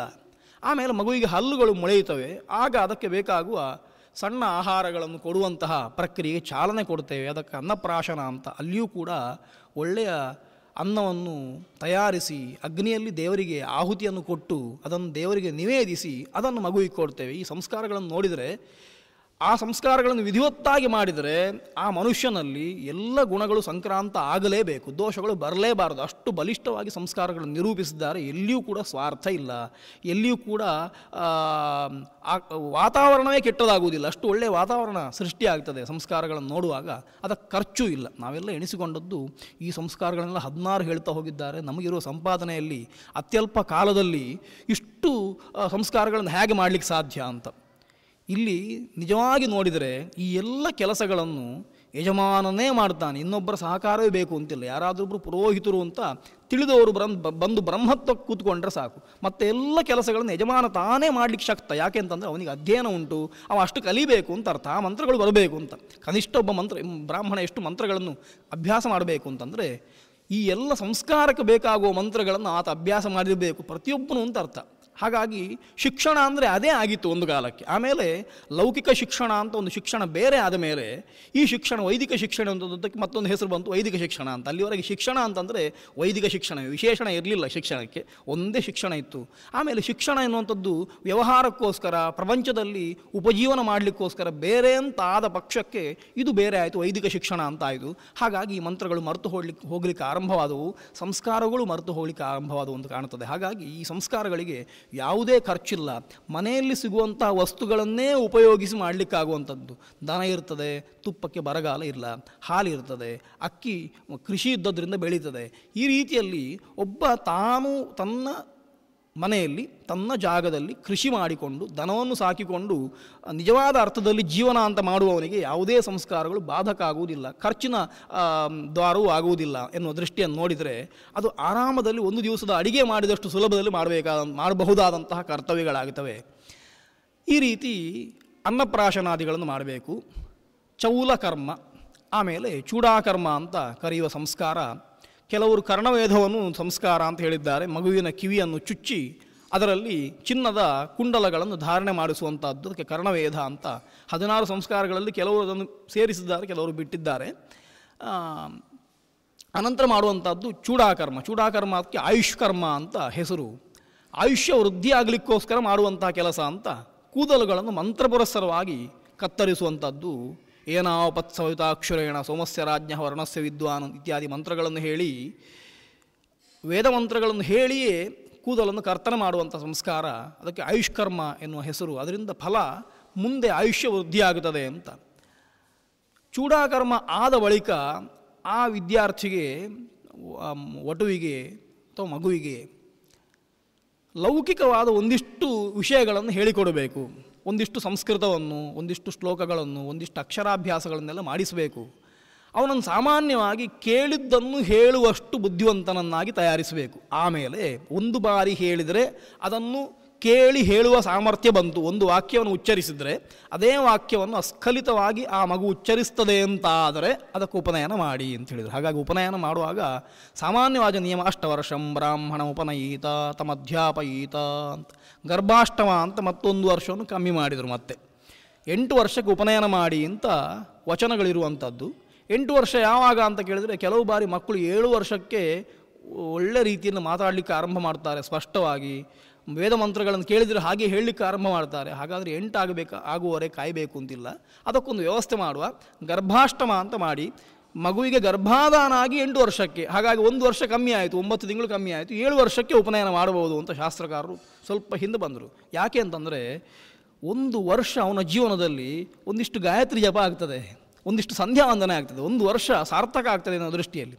ಇನ್ನೂ ಶಾಸ್ತ್ರಕಾರರು ಮುಂದೆ ಹೋದರು. ಅವರು ಹೇಳ್ತಾರೆ 5ನೇ ವರ್ಷಕ್ಕೆ 6ನೇ ವರ್ಷಕ್ಕೆ ಮಗು ಎನ್ನುವಂಥದ್ದು ವೇದಮಂತ್ರಗಳನ್ನು ಸ್ಪಷ್ಟ ಉಚ್ಚಾರಣೆ ಮಾಡ್ತದೆ ಅಂತಾದರೆ ಅದನ್ನು ಅಪವಾದ ಅಂತ ತಿಳಿಯಿರಿ, ಅದನ್ನು ಉತ್ತಮ ಅಂತ ತಿಳಿಯಿರಿ. ಯಾಕೆಂದರೆ ಮನುಷ್ಯರಲ್ಲಿಯೂ ಉತ್ತಮರು ಅಂತಿದ್ದಾರೆ, ಅವರಿಗೆ ಸಂಸ್ಕಾರಗಳೇ ಬರ್ತದೆ. ಹಾಗೆ ಬಂದರೆ ಎಲ್ಲಿಯಾದರೂ ಆದರೆ 5ನೇ ವರ್ಷಕ್ಕೆ ಉಪನಯನ ಮಾಡಬಹುದು ಅಂತ. ಉಪನಯನಕ್ಕೆ ಅರ್ಹತೆ ಏನು ಅಂತಂದರೆ ಕೇಳಿದ್ದನ್ನು ಸರಿಯಾಗಿ ಹೇಳಲಿಕ್ಕೆ ಬಂದರೆ ಸಾಕು. ಶ್ರುತಿಯನ್ನು ಕೇಳಿ ಬಾಯಿಯಿಂದ ಉಚ್ಚಾರಣೆ ಮಾಡಲಿಕ್ಕೆ ಬಂದರೆ ಅವನನ್ನು ಉಪನಯನ ಮಾಡಬಹುದು ಎನ್ನುವ ವಚನಗಳು ಕೂಡ ಅನಂತರ ಬಂತು. ಹೀಗಾಗಿ ಉಪನಯನ ಸಂಸ್ಕಾರ ಎನ್ನುವಂಥದ್ದು ಆಗುವಂಥದ್ದು ಅವನಿಗೆ ವಿದ್ಯಾರ್ಜನೆಗೋಸ್ಕರ ಒಳ್ಳೆಯ ವಿದ್ಯೆಯನ್ನು ಕೊಡಬೇಕೆನ್ನು. ಯಾವ ವಿದ್ಯೆಯನ್ನು ಕೊಡುವುದು ಅಂತ ಆಲೋಚನೆ ಮಾಡಿದರು. ವಿದ್ಯೆ 2 ಉಂಟು, ಒಂದು ಪರ ಮತ್ತೊಂದು ಅಪರ ಅಂತ. ಇನ್ನೂ ಅದನ್ನು ವಿಭಾಗ ಮಾಡಿದರೆ ನಾವು ಸಾಮಾನ್ಯವಾಗಿ ಅಪರ ಎನ್ನುವಂಥದ್ದು ಅದು ಪೂರ್ಣವಾಗಿ ಲೌಕಿಕವಾದ್ದು, ಪರವಿದ್ಯೆ ಅಂತ ಅನ್ನುವಂಥದ್ದು ಭಗವಂತನನ್ನು ತಿಳಿಸುವಂಥದ್ದು ಅಂತ ವಿಭಾಗ ಮಾಡಿದರೆ ಅದಕ್ಕಿಂತ ಮತ್ತೊಂದು ವಿದ್ಯೆ ನಮಗೆ ಬೇಕಾಯಿತು. ಈಗ ಅದು ಲೋಕದಲ್ಲಿ ಬದುಕಲಿಕ್ಕೆ ಬೇಕಾಗುವಂಥ ವಿದ್ಯೆ ಅಂತ. ಸ್ವಾಭಾವಿಕವಾಗಿ ವೈದಿಕ ವಿದ್ಯೆಯನ್ನು ವಿಭಾಗ ಮಾಡುವಾಗ ಯಾಗಾದಿಗಳನ್ನು ಮಾಡಲಿಕ್ಕೆ ಮಾಡುವ ವಿದ್ಯೆ, ಉಪಯೋಗ ಮಾಡುವಂಥ ವಿದ್ಯೆ ಒಂದು. ತಾನು ತನ್ನ ಆತ್ಮೋದ್ಧಾರಕ್ಕೋಸ್ಕರ ಇದೆಲ್ಲವನ್ನು ತ್ಯಾಗ ಮಾಡಿ ಮತ್ತೆ ಸಂಪಾದಿಸಿಕೊಳ್ಬೇಕಾದ ಮೋಕ್ಷಕ್ಕೆ ತಯಾರು ಮಾಡಲಿಕ್ಕೋಸ್ಕರ ಬಳಸಬೇಕಾದ ವಿದ್ಯೆ ಒಂದು ಅಂತ ವಿಭಾಗ ಮಾಡಿದರು. ನಾವೀಗ ಅದರಲ್ಲೂ ಕೂಡ ಇನ್ನೊಂದು ಎರಡು ವಿಭಾಗ ಮಾಡಿಕೊಂಡು ಒಂದು ವೈದಿಕ ಒಂದು ಲೌಕಿಕ ಅಂತ ಮಾಡಿಕೊಂಡೆವು. ಇವತ್ತಿನ ಜೀವನಕ್ಕೆ ಅದು ಅನಿವಾರ್ಯ ಹೋಯಿತು. ಆದರೆ ಆಗಲೂ ಕೂಡ ನಾವು ಎಚ್ಚರವಾಗಿರಬೇಕಾದ ಯಾವ ವಿಷಯದಲ್ಲಿ ಅಂತಂದರೆ, ಈ ವಿದ್ಯೆಯನ್ನು ಕಲಿಯದೆ ಅದನ್ನು ಕಲಿತು ಪ್ರಯೋಜನ ಇಲ್ಲ, ಅದನ್ನು ಕಲಿತು ಇದನ್ನು ಕಲಿಯದೇ ಇದ್ದರೂ ಪ್ರಯೋಜನ ಇಲ್ಲ ಎನ್ನುವ ದೃಷ್ಟಿಯಿಂದ ಎರಡನ್ನೂ ಕೂಡ ಅಭ್ಯಾಸ ಮಾಡಬೇಕು. ಲೋಕದಲ್ಲೂ ಬದುಕಲಿಕ್ಕಾಗ್ತದೆ, ಅದಕ್ಕಿಂತ ಹೆಚ್ಚು ಒಳಗಿನಿಂದ ಮನುಷ್ಯ ಬೆಳೀಲಿಕ್ಕಾಗ್ತದೆ ಎನ್ನುವ ದೃಷ್ಟಿಯಿಂದ ಉಪನಯನ ಎನ್ನುವ ಸಂಸ್ಕಾರವನ್ನು ನಿರೂಪಿಸಿದರು. ಹಾಗಾಗಿ ಯಾವುದನ್ನು ಉಪದೇಶ ಮಾಡೋದು ಅಂತಂದರೆ, ಎಲ್ಲ ವಿದ್ಯೆಗೆ ಮೂಲವಾದ ಪ್ರಣವವನ್ನು, ಪ್ರಣವದಿಂದ ನಿಷ್ಪನ್ನವಾದ ವ್ಯಾಕೃತಿಗಳನ್ನು, ಅದರ ವಿಕಾಸವಾದಂತಹ ಗಾಯತ್ರಿ ಮಂತ್ರವನ್ನು ಮೊದಲಿಗೆ ಉಪದೇಶ ಮಾಡುವುದು. ಅದಕ್ಕೆ ಬ್ರಹ್ಮ ಅಂತ ಕರೆದರು. ಆ ಬ್ರಹ್ಮವನ್ನು ಪ್ರತಿಷ್ಠಿಸುವುದು ಒಟುವಿನಲ್ಲಿ. ಆನಂತರ ಆ ವಟು ಮುಂದೆ ತಾನೇ ಬೆಳೀತಾನೆ, ಅಧ್ಯಯನ ಮಾಡ್ತಾನೆ, ಸಮಗ್ರವಾದ ವೇದಾಧ್ಯಯನ ಮಾಡ್ತಾನೆ, ಶಾಸ್ತ್ರಗಳನ್ನು ಅಧ್ಯಯನ ಮಾಡ್ತಾನೆ, ವೇದಾಂಗಗಳನ್ನು ಅಧ್ಯಯನ ಮಾಡ್ತಾನೆ. ಹೀಗೆ ಆತ ತನ್ನ ಹಂತವನ್ನು ಮೀರಿ ವಿದ್ವಾಂಸನಾಗುತ್ತಾನೆ ಅಂತ, ಒಬ್ಬ ಉತ್ತಮ ಮನುಷ್ಯನಾಗುತ್ತಾನೆ ಎನ್ನುವ ದೃಷ್ಟಿಯಿಂದ ಉಪನಯನ ಸಂಸ್ಕಾರವನ್ನು ನಿರೂಪಿಸಿದರು. ಅದಕ್ಕೋಸ್ಕರ ಅದು ಬೇಕು ಅಂತ. ಉಪನಯನ ಯಾಕೆ ಮಾಡಬೇಕು ಅನ್ನೋ ಪ್ರಶ್ನೆಗೆ ಇದನ್ನೇ ಉತ್ತರವಾಗಿ ಕೊಡ್ಬೋದು ಅಷ್ಟೇ ಹೊರತು ಬೇರೆ ಯಾವುದೇ ಉತ್ತರವನ್ನು ಕೊಡಲಿಕ್ಕೆ ಸಾಧ್ಯ ಇಲ್ಲ. ಉಪನಯನ ಆದ ಮೇಲೆ ಗುರುಕುಲ ವಾಸ ಮಾಡಬೇಕು. ಗುರುಕುಲ ವಾಸಕವನ್ನು ತಯಾರು ಮಾಡಬೇಕು. ಗುರುಗಳ ಒಟ್ಟಿಗೆ ಕಳಿಸುವುದೇ ಉಪನಯನ. ನಿಜವಾಗಿ ಮನುಷ್ಯನಿಗೆ ವೈರಾಗ್ಯ ಬರಬೇಕು ಅಂತಂದರೆ ಉಪನಯನದಿಂದ ಆರಂಭ ಆಗ್ತದೆ ಅಂತ. ಮನೆಯನ್ನು ಬಿಡಿಸುವುದು ಉಪನಯನದ ಲಕ್ಷಣ. ಮನೆಯಲ್ಲಿ ತಂದೆ ತಾಯಿಗಳ ಒಟ್ಟಿಗೆ ಒಡನಾಡಿಕೊಂಡು ಅವರಲ್ಲಿ ತುಂಬ ಹೆಚ್ಚಿನ ಅಟ್ಯಾಚ್ಮೆಂಟ್ ಇರ್ತದೆ, ಅವರ ಒಟ್ಟಿಗೆ ತುಂಬ ಮೈತ್ರಿ ಇರ್ತದೆ, ಸಾಹಚರ್ಯ ಇರ್ತದೆ. ಆ ಸಾಹಚರ್ಯಗಳನ್ನು ಸಾಕು, ನಾನಿನ್ನೂ ದೊಡ್ಡವನಾಗುತ್ತಾ ಇದ್ದೇನೆ, ಅದನ್ನು ಕಮ್ಮಿ ಮಾಡಬೇಕು ಸಾಹಚರ್ಯ ಎನ್ನುವ ದೃಷ್ಟಿಯಿಂದ. ಇಲ್ಲದಿದ್ದರೆ ಅಷ್ಟೇ ಹಚ್ಚಿಕೊಂಡಿದ್ದರೆ ಯಾವ ಕೆಲಸವನ್ನು ಮಾಡಲಿಕ್ಕಾಗೋದಿಲ್ಲ. ಅದಕ್ಕೋಸ್ಕರ ವೈರಾಗ್ಯದ ಬೀಜ ಉಪನಯನದಿಂದ ಬರ್ತದೆ. ಆ ಸಾಹಚರ್ಯವನ್ನು ಸ್ವಲ್ಪ ತಪ್ಪಿಸಿ ಅವನನ್ನು ಶಿಕ್ಷಣಕ್ಕೋಸ್ಕರ ಮತ್ತೊಂದು ಕಡೆಗೆ ಗುರುಕುಲಕ್ಕೆ ಕಳಿಸುವುದು ಅಂತ. ಮನೆಯಲ್ಲೇ ಶಿಕ್ಷಣ ಕೊಡಲಿಕ್ಕೆ ಆಗುವುದಿಲ್ಲವೋ ಅಂತ ಒಂದು ಪ್ರಶ್ನೆ ಬರ್ಬೋದು. ಆಗ್ತದೆ, ತುಂಬ ಕಷ್ಟ ಆಗ್ಬೋದು. ಹೊರಗೆ ಹೋದರೆ ಕಲಿಯುವಷ್ಟು ಆರಾಮದಲ್ಲಿ ಮನೆಯಲ್ಲಿ ಕಲಿಯಕ್ಕೆ ಸಾಧ್ಯ ಆಗೋದಿಲ್ಲ. ಆ ದೃಷ್ಟಿಯಿಂದ ಗುರುಕುಲಕ್ಕೆ ಕಳಿಸ್ತಾರೆ. ಗುರುಕುಲದಲ್ಲಿ ಮತ್ತೆ ಉಳಿದ ಸಂಸ್ಕಾರಗಳು 4 ವ್ರತಗಳು ಅಂತ ಅನುಷ್ಠಾನ ಮಾಡಲಿಕ್ಕೆ ಉಂಟು. ವೇದಾಧ್ಯಯನ ಆಗುತ್ತಾ ಇರುವ ಹೊತ್ತಿಗೆ ಒಂದಿಷ್ಟು ವ್ರತಗಳನ್ನು ಅನುಷ್ಠಾನ ಮಾಡಬೇಕು ಅಂತ. ಒಂದೊಂದು ವಿದ್ಯೆಯನ್ನು ಕಲಿಯುವಾಗ ಅದಕ್ಕೊಂದಿಷ್ಟು ಸಮಯದ ಅಂತರವನ್ನು ಹೇಳಿದ್ದಾರೆ. ಹಾಗಾಗಿ ಉಪನಯನ ಆದಮೇಲೆ ವೇದಾಧ್ಯಯನ ಮಾಡ್ತಾನೆ. ವೇದಾಧ್ಯಯನ ಆದ ಮೇಲೆ ಮಹಾನಾಮ್ನಿ ಎನ್ನುವ ಮಂತ್ರಗಳಿದ್ದಾವೆ. ಮುಂದೆ ಶ್ರೌತ ಯಜ್ಞಾದಿಗಳನ್ನು ಮಾಡಲಿಕ್ಕೆ ಆತನಿಗೆ ಉಂಟು ಅಂತಾದ್ದರಿಂದ ಆ ಮಂತ್ರಗಳನ್ನು ಕಲಿಬೇಕು. ಅದು ಸಂಹಿತೆಯ ಅಂತರ್ಗತವಾದ ಮಂತ್ರಗಳಲ್ಲ, ಬ್ರಾಹ್ಮಣ ಆರಣ್ಯಕ ಅಂತರ್ಗತ ಮಂತ್ರಗಳು. ಅವುಗಳನ್ನು ಕಲಿಬೇಕು. ಮಹಾವ್ರತ ಮಂತ್ರಗಳು ಒಂದಿಷ್ಟಿದ್ದಾವೆ, ಅವುಗಳನ್ನು ಅಧ್ಯಯನ ಮಾಡಬೇಕು. ಅಂದರೆ ನಾವು ಇವತ್ತಿನ ಜೀವನದಲ್ಲಿ ಒಂದು SSLC ಆದಮೇಲೆ PUC, ಆಮೇಲೆ ಡಿಗ್ರಿ, ಅದರಲ್ಲಿ ಮತ್ತೆ ಬೇರೆ ಬೇರೆ ಕೋರ್ಸುಗಳು ಅಂತ ಹೇಗೆ ವಿಭಾಗ ಮಾಡಿಕೊಂಡಿದ್ದೇವೆ, ಅದೇ ರೀತಿಯಲ್ಲಿ ಒಬ್ಬ ಮನುಷ್ಯನಿಗೆ ಎಷ್ಟೆಲ್ಲ ವಿದ್ಯೆಗಳು ಬೇಕೋ ಅವುಗಳನ್ನೆಲ್ಲ ಹಂತ ಹಂತವಾಗಿ ಕಲಿಸುವ ವ್ಯವಸ್ಥೆಯನ್ನು ಪ್ರಾಚೀನರು ಮಾಡಿದರು. ಮಹಾವ್ರತ, ಆಮೇಲೆ ಉಪನಿಷತ್ತು ಅಂತ ಉಪನಿಷತ್ತುಗಳ ಅಧ್ಯಯನ, ಗುರುಗಳ ಹತ್ತಿರ ಕುಳಿತುಕೊಂಡು ವೈದಿಕವಾದ ರಹಸ್ಯಗಳನ್ನು ತಿಳ್ಕೊಳ್ಳುವಂತಹ ಪ್ರಕ್ರಿಯೆ, ಇದಕ್ಕೆ ಉಪನಿಷತ್ ವ್ರತ ಅಂತ ಕರೆದರು. ಇಷ್ಟಾದ ಮೇಲೆ ಆತ ಗೋದಾನ ಅಂತ ಗುರುವಿಗೆ ಸವತ್ಸವಾದ ಗೋವನ್ನು ದಾನ ಮಾಡಬೇಕು ಅಂತಲೂ ಕೆಲವರ ಅಭಿಪ್ರಾಯ. ಕೆಲವರು ಗೋದಾನ ಎನ್ನುವುದಕ್ಕೆ ಕೇಶಾಂತ ಅಂತ ಅರ್ಥ ಮಾಡಿದ್ದಾರೆ. ಅಲ್ಲಿಯವರೆಗೆ ಚೂಡಾಕರ್ಮ ಆಗಿ ಉಪನಯನ ಆದ ಮೇಲೆ ಆತನಿಗೆ ಕೂದಲನ್ನು ಕತ್ತರಿಸಲಿಕ್ಕಿಲ್ಲ. ಆತ ಶಿಖಾಧಾರಿಯಾಗಿ ಶ್ಮಶ್ರುಗಳು ಬಂದರೂ ಧಾರಣ ಮಾಡಿಕೊಂಡಿರಬೇಕು ಅಂತ ಅರ್ಥ. ಇನ್ನು ವಿವಾಹಿತನಾಗ್ತಾನೆ ಮುಂದೆ ಅವ ಸಮಾವರ್ತನೆ ಆದಮೇಲೆ, ಅದಕ್ಕೋಸ್ಕರ ಸ್ನಾತಕನಾಗ್ತಾನೆ. ಅದಕ್ಕೋಸ್ಕರ ಒಂದು ಬಾರಿ ಕೇಶಾಂತ, ಕೇಶ ಲೋಮ ನಖಾದಿಗಳನ್ನೆಲ್ಲ ಕತ್ತರಿಸಿಕೊಳ್ತಾನೆ. ಅದಕ್ಕೆ ಕೇಶಾಂತ ಅಥವಾ ಗೋದಾನ ಅಂತ ಹೆಸರು. ಆಮೇಲೆ ಸಮಾವರ್ತನ ಸಂಸ್ಕಾರ ಅಂತ ಅಲ್ಲಿಯವರೆಗೆ ರಕ್ಷಣೆ ಮಾಡಿಕೊಂಡು ಬಂದಿದ್ದ ತನ್ನ ಉಪನಯನ ಕಾಲದಲ್ಲಿ ಸಿದ್ಧವಾದ ಅಗ್ನಿಯನ್ನುಂಟು, ಆ ಅಗ್ನಿಯನ್ನು ಅಲ್ಲಿಗೆ ಬಿಡ್ತಾನೆ. ಮತ್ತೊಂದು ಅಗ್ನಿಯನ್ನು ಸ್ವೀಕಾರ ಮಾಡಬೇಕು. ಅದಕ್ಕೋಸ್ಕರ ವ್ರತವನ್ನು ಪರಿಗ್ರಹ ಮಾಡ್ತಾನೆ. ಅವ ಔರತಿಯಾಗಿ ನಿಲ್ತಾನೆ, ಅನಗ್ನಿಕನಾಗಿ ನಿಲ್ತಾನೆ ಸ್ವಲ್ಪ ಸಮಯ. ಅದಕ್ಕೆ ಸಮಾವರ್ತನ ಅಂತ ಆ ಸಂಸ್ಕಾರಕ್ಕೆ ಹೆಸರು. ಸಮಾವರ್ತನ ಆದ ಮೇಲೆ ನಾವು ಇವತ್ತು ಆಲೋಚನೆ ಮಾಡುವಂಥ ವಿವಾಹ ಸಂಸ್ಕಾರ ಬಂದದ್ದು. ವಿವಾಹ ಎನ್ನುವಂಥದ್ದು ಒಬ್ಬನಿಂದ ಆಗುವ ಕೆಲಸ ಅಲ್ಲ. ಅದಕ್ಕೋಸ್ಕರ ಅದಕ್ಕಿಬ್ಬರು ಬೇಕು ಅಂತ. ಇಬ್ಬರು ಬೇಕು ಅಂತಂದರೆ ಒಬ್ಬ ಪುರುಷನಿಗೆ ಒಬ್ಬಳು ಸ್ತ್ರೀ ಬೇಕು. ಪ್ರಕೃತಿಯ ನಿಯಮ ಅದು. ಮನುಷ್ಯರಿಗೆ ಅಂತ ಮಾತ್ರ ಅಲ್ಲ, ಎಲ್ಲ ಪ್ರಾಣಿಗಳಲ್ಲೂ ಆ ಅಪೇಕ್ಷೆ ಉಂಟು. ಆ ಅನಿವಾರ್ಯತೆ ಉಂಟು ಎನ್ನುವ ದೃಷ್ಟಿಯಿಂದ ಅನುರೂಪಳಾದಂತಹ ಕನ್ಯೆಯನ್ನು ವಿವಾಹ ಮಾಡಿಕೊಳ್ಳಬೇಕು ಅಂತ ಗೃಹಸ್ಥನಿಗೆ ನಿಯಮಗಳನ್ನು ಮಾಡಿದರು. ಚಾತುರ್ವರ್ಣ್ಯವನ್ನು ಹೇಳಿದ ಹಾಗೆ ಚತುರಾಶ್ರಮಗಳನ್ನು ಹೇಳಿ ಬ್ರಹ್ಮಚರ್ಯ, ಗಾರ್ಹಸ್ಥ್ಯ, ವಾನಪ್ರಸ್ಥ, ಸನ್ಯಾಸ ಎನ್ನುವಂತಹ 4 ಆಶ್ರಮಗಳನ್ನು ವಿಧಾನ ಮಾಡಿ ಕ್ರಮವಾಗಿ ಒಂದೊಂದು ಆಶ್ರಮದಿಂದ ಇನ್ನೊಂದು ಆಶ್ರಮಕ್ಕೆ ಹೋಗುವ ಸೌಲಭ್ಯವನ್ನೂ ಕೊಟ್ಟಿದ್ದಾರೆ. ಅಥವಾ ಆಜನ್ಮ ಬ್ರಹ್ಮಚರ್ಯದಲ್ಲೇ ಇರಲಿಕ್ಕೂ ಅವಕಾಶವನ್ನು ಕೊಟ್ಟಿದ್ದಾರೆ. ಅಥವಾ ಗೃಹಸ್ಥನಾಗಿ ಇರಲಿಕ್ಕೆ ಅವಕಾಶವನ್ನು ಕೊಟ್ಟಿದ್ದಾರೆ. ಬ್ರಹ್ಮಚರ್ಯದಿಂದ ನೇರವಾಗಿ ಸನ್ಯಾಸವನ್ನು ಸ್ವೀಕಾರ ಮಾಡಲಿಕ್ಕೂ ಅವಕಾಶವನ್ನು ಶಾಸ್ತ್ರ ಕೊಟ್ಟಿದೆ. ಈ ದೃಷ್ಟಿಯಿಂದ ಮನುಷ್ಯನ ಏಳಿಗೆ ಅವನ ಕೈಯಲ್ಲುಂಟು. ಯಾವ ಆಶ್ರಮದಲ್ಲಿ ತಾನು ಇದ್ದುಕೊಂಡು ಸಾಧನೆ ಮಾಡಲಿಕ್ಕೆ ಸಾಧ್ಯ ಅಂತ ಅವನಿಗೆ ಅನಿಸ್ತದೋ ಆ ಆಶ್ರಮದಲ್ಲಿ ಇದ್ದುಕೊಂಡು ಸಾಧನೆ ಮಾಡಬಹುದು. ಅದಕ್ಕೋಸ್ಕರ ವಿವಾಹ ಎನ್ನುವಂಥದ್ದು ಗೃಹಸ್ಥನಿಗೆ ವಿಧಾನ ಮಾಡಿದ್ದು. ತಾನು ಸಹಧರ್ಮಿಣಿಯಾಗಿ ಒಂದು ಸ್ತ್ರೀಯನ್ನು, ಒಬ್ಬ ಕನ್ಯೆಯನ್ನು ಸ್ವೀಕಾರ ಮಾಡಿ ಅವಳೊಂದಿಗೆ ಬಾಳುವೆಯನ್ನು ನಡೆಸುವಂಥದ್ದು ವಿವಾಹದ ಲಕ್ಷಣ. ಅದಕ್ಕೆ ಪೂರ್ವ ತಯಾರಿಗಳನ್ನು ಆತ ಮಾಡಿಕೊಳ್ಳಬೇಕು.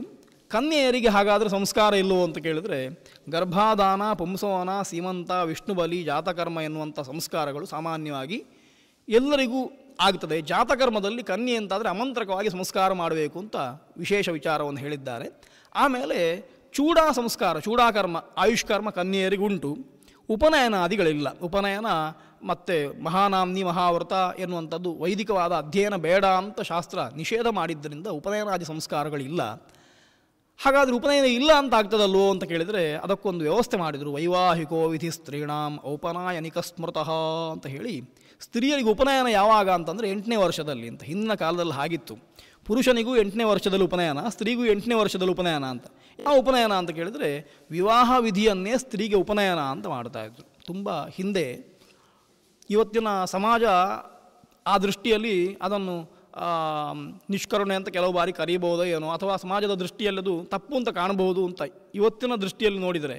ಆದರೆ ಪ್ರಾಚೀನರ ದೃಷ್ಟಿಯಲ್ಲಿ ನೋಡಿದರೆ ಅವರು ಆ ವಿವಾಹ ಎನ್ನುವ ಸಾಹಚರ್ಯ ಗಟ್ಟಿಯಾಗಬೇಕು ಅಂತಂದರೆ ಕೇವಲ 1 ದಿವಸದ ಪರಿಚಯ ಸಾಕಾಗುವುದಿಲ್ಲ ಎನ್ನುವ ದೃಷ್ಟಿಯಿಂದ ಚಿಕ್ಕ ಹುಡುಗಿಯನ್ನು, 8 ವರ್ಷದ ಹುಡುಗಿಯನ್ನು ಸಾಮಾನ್ಯ 16ರಿಂದ 17 ವರ್ಷದ ಹುಡುಗನಿಗೆ ವಿವಾಹ ಮಾಡಿಕೊಡುವ ವ್ಯವಸ್ಥೆ. ಅವ 8 ವರ್ಷಕ್ಕೆ ಅಧ್ಯಯನ ಆರಂಭ ಮಾಡಿದರೆ 12 ವರ್ಷದ ಅಧ್ಯಯನ ಅಂತಂದರೆ 20 ವರ್ಷ ಆಗ್ತದೆ. 20 ವರ್ಷದ ಪುರುಷನಿಗೆ ವಿವಾಹ ಮಾಡಿಕೊಡಬೇಕೆನ್ನುವ ದೃಷ್ಟಿಯನ್ನು ಇಟ್ಟುಕೊಂಡಿದ್ದರು ಪ್ರಾಚೀನರು.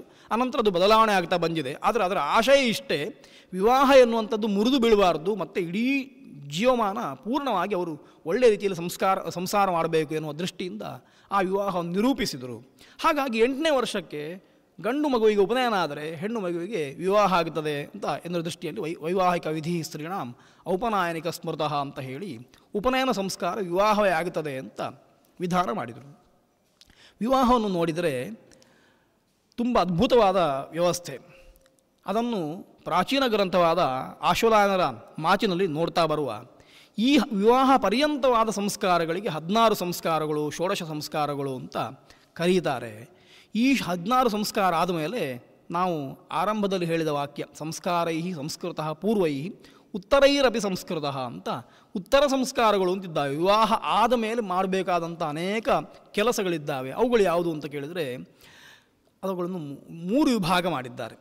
7 ಸಂಸ್ಥೆಗಳಾಗಿ ವಿಭಾಗ ಮಾಡಿದ್ದಾರೆ. ಸಪ್ತ ಪಾಕ ಸಂಸ್ಥೆಗಳು ಅಂತ ಮೊದಲನೆಯದ್ದು 7, ಸಪ್ತ ಹವಿಸ್ ಸಂಸ್ಥೆಗಳು ಅಂತ ಅನಂತರದ್ದು 7, ಸಪ್ತ ಸೋಮ ಸಂಸ್ಥೆಗಳು ಅಂತ ಮತ್ತೆ 7 ಅಂತ 21 ಮಾಡಿದ್ದಾರೆ. ಈ ಉತ್ತರ ಸಂಸ್ಕಾರಗಳನ್ನು ಕೂಡ ವಿವಾಹಿತನಾದವ ಆಚರಿಸಬೇಕು ಅಂತ ಅವುಗಳ ನಿತ್ಯ ಉಪಾಸನ, ವಿವಾಹಿತನಾದವ ಮಾಡುವಂತಹ ಉಪಾಸನ. ಅದೇ ರೀತಿ ಪಾರ್ವಣ ಸ್ಥಾಲೀಪಾಕ ಅಂತ ಅಮಾವಾಸ್ಯೆಗೆ ಮತ್ತು ಹುಣ್ಣಿಮೆಗೆ, ಚತುರ್ದಶಿ ಅಮಾವಾಸ್ಯೆ, ಚತುರ್ದಶಿ ಹುಣ್ಣಿಮೆ ಎನ್ನುವ ಕಾಲದಲ್ಲಿ ಮಾಡುವಂತಹ ದರ್ಶಪೂರ್ಣ ಮಾಸಗಳು ಅಥವಾ ಪಾರ್ವಣ ಸ್ಥಾಲೀಪಾಕಗಳು. ಪಿಂಡ ಪಿತೃಯಜ್ಞ ಅಂತ ಪಿತೃಗಳ ಪ್ರೀತಿಗೆ ಮಾಡುವಂತಹ ಕರ್ಮ, ಆಗ್ರಹಾಯಣ ಅಂತ ನವಾನ್ನ ಪ್ರಾಶನ ಮಾಡುವಂಥದ್ದು, ಶ್ರವಣಾಕರ್ಮ ಅಂತ ಶ್ರಾವಣ ಮಾಸದಲ್ಲಿ ಮಾಡುವಂತಹ ಸರ್ಪಬಲಿ ಅಂತ ಕರೆಯುವಂತಹ ಎಲ್ಲ ಜೀವಿಗಳಿಗೆ ಪುಷ್ಟಿಯಾಗಲಿ ಅನ್ನೋ ದೃಷ್ಟಿಯಿಂದ ಮಾಡುವ ಯಜ್ಞ, ಆಶುಯುಜಿ ಕರ್ಮ ಅಂತ ಆಶುಯುಜ ಮಾಸದಲ್ಲಿ ಮಾಡುವಂತಹ ಕರ್ಮ, ಹೇಮಂತ ಪ್ರತ್ಯವರೋಹಣ ಅಂತ ಮಾಡುವಂಥದ್ದು, ಅಷ್ಟಕಾಶ್ರಾದ್ದ ಅಂತ. ಹೀಗೆ ಈ 7 ಪಾಕ ಸಂಸ್ಥೆಗಳು ಅಂತ ಕರೆದು ಪ್ರತಿಯೊಬ್ಬ ಗೃಹಸ್ಥ ಇದನ್ನು ನಡೆಸಬೇಕು ಅಂತ, ಲೋಕದಲ್ಲಿ ಬದುಕಬೇಕು ಅಂತಂದರೆ ಎಂತಾದರೂ ಮಾಡ್ತಾ ಇರಬೇಕು, ಈ ಸಾರ್ಥಕವಾದ ಕೆಲಸಗಳನ್ನು ಮಾಡಿಕೊಳ್ಳಿ ಅಂತ ಇವುಗಳನ್ನು ಉಪದೇಶ ಮಾಡಿದರು. ಅದರೊಟ್ಟಿಗೆ 5 ಯಜ್ಞಗಳನ್ನು ಮಾಡಲಿಕ್ಕೆ, ನಿತ್ಯ ಮಾಡುವ ಪಂಚಯಜ್ಞಗಳನ್ನು ವಿಧಾನ ಮಾಡಿದರು ಗೃಹಸ್ಥನಿಗೆ. ಆಮೇಲೆ ಹವಿಸ್ ಸಂಸ್ಥೆಗಳನ್ನು ಹೇಳಿದರು. ಅಗ್ನ್ಯಾಧಾನ, ಅಗ್ನಿಹೋತ್ರ, ದರ್ಶಪೂರ್ಣಮಾಸ, ಪಿಂಡಪಿತೃಯಜ್ಞ, ಚಾತುರ್ಮಾಸ್ಯ, ನಿರೂಢ ಪಶುಬಂಧ, ಸೌತ್ರಾಮಣಿ ಎನ್ನುವಂಥ 7 ಸಂಸ್ಕಾರಗಳನ್ನು ಮತ್ತೆ ಹೇಳಿದರು. ಅವುಗಳನ್ನು ಅನುಷ್ಠಾನ ಮಾಡಬೇಕು ಅಂತ. ಅದಾದ ಮೇಲೆ ಆತ ಸೋಮಾದಿ ಯಜ್ಞಗಳನ್ನು ಮಾಡಬೇಕು ಅಂತ ಹೇಳಿ ಅಗ್ನಿಷ್ಠೋಮ, ಅತ್ಯಗ್ನಿಷ್ಠೋಮ, ಉಕ್ತ್ಯ, ಷೋಡಶಿ, ವಾಜಪೇಯ, ಅತಿರಾತ್ರ ಮತ್ತು ಆಪ್ತೋರ್ಯಾಮ ಎನ್ನುವಂತಹ ಮತ್ತೆ 7 ಸಂಸ್ಥೆಗಳನ್ನು ಹೇಳಿದರು. ಹೀಗೆ ಈ 21 ಉತ್ತರ ಸಂಸ್ಕಾರಗಳು ಅಂತ ನಾವು ಕರೀತೇವೆ. ಈ ಉತ್ತರ ಸಂಸ್ಕಾರಗಳನ್ನು ಮನುಷ್ಯನಾದವ ತಾನು ಸಂಪಾದಿಸಿಕೊಳ್ಬೇಕು, ಎಷ್ಟಾಗ್ತದೋ ಅಷ್ಟು ಅಂತ. ಆಮೇಲೆ ತನ್ನ ಮನಸ್ಸಿನಲ್ಲಿ ಇದೆಲ್ಲ ಶರೀರಕ್ಕೆ ಸಂಸ್ಕಾರಗಳಾಯಿತು, ಸಾಮಾನ್ಯವಾಗಿ ಒಂದಿಷ್ಟು ಅಧ್ಯಯನವೂ ಆಯಿತು, ಅದನ್ನು ಅಳವಡಿಸಿಕೊಳ್ಳುವುದು ಬೇಕಲ್ವ, ಹಾಗೆ ಬದುಕಬೇಕಲ್ವ. ಅದಕ್ಕೋಸ್ಕರ ನಿತ್ಯಕ್ಕೆ ಧಾರಣ ಮಾಡಲಿಕ್ಕೆ ಒಂದು 8 ಗುಣಗಳನ್ನು ಹೇಳಿದರು.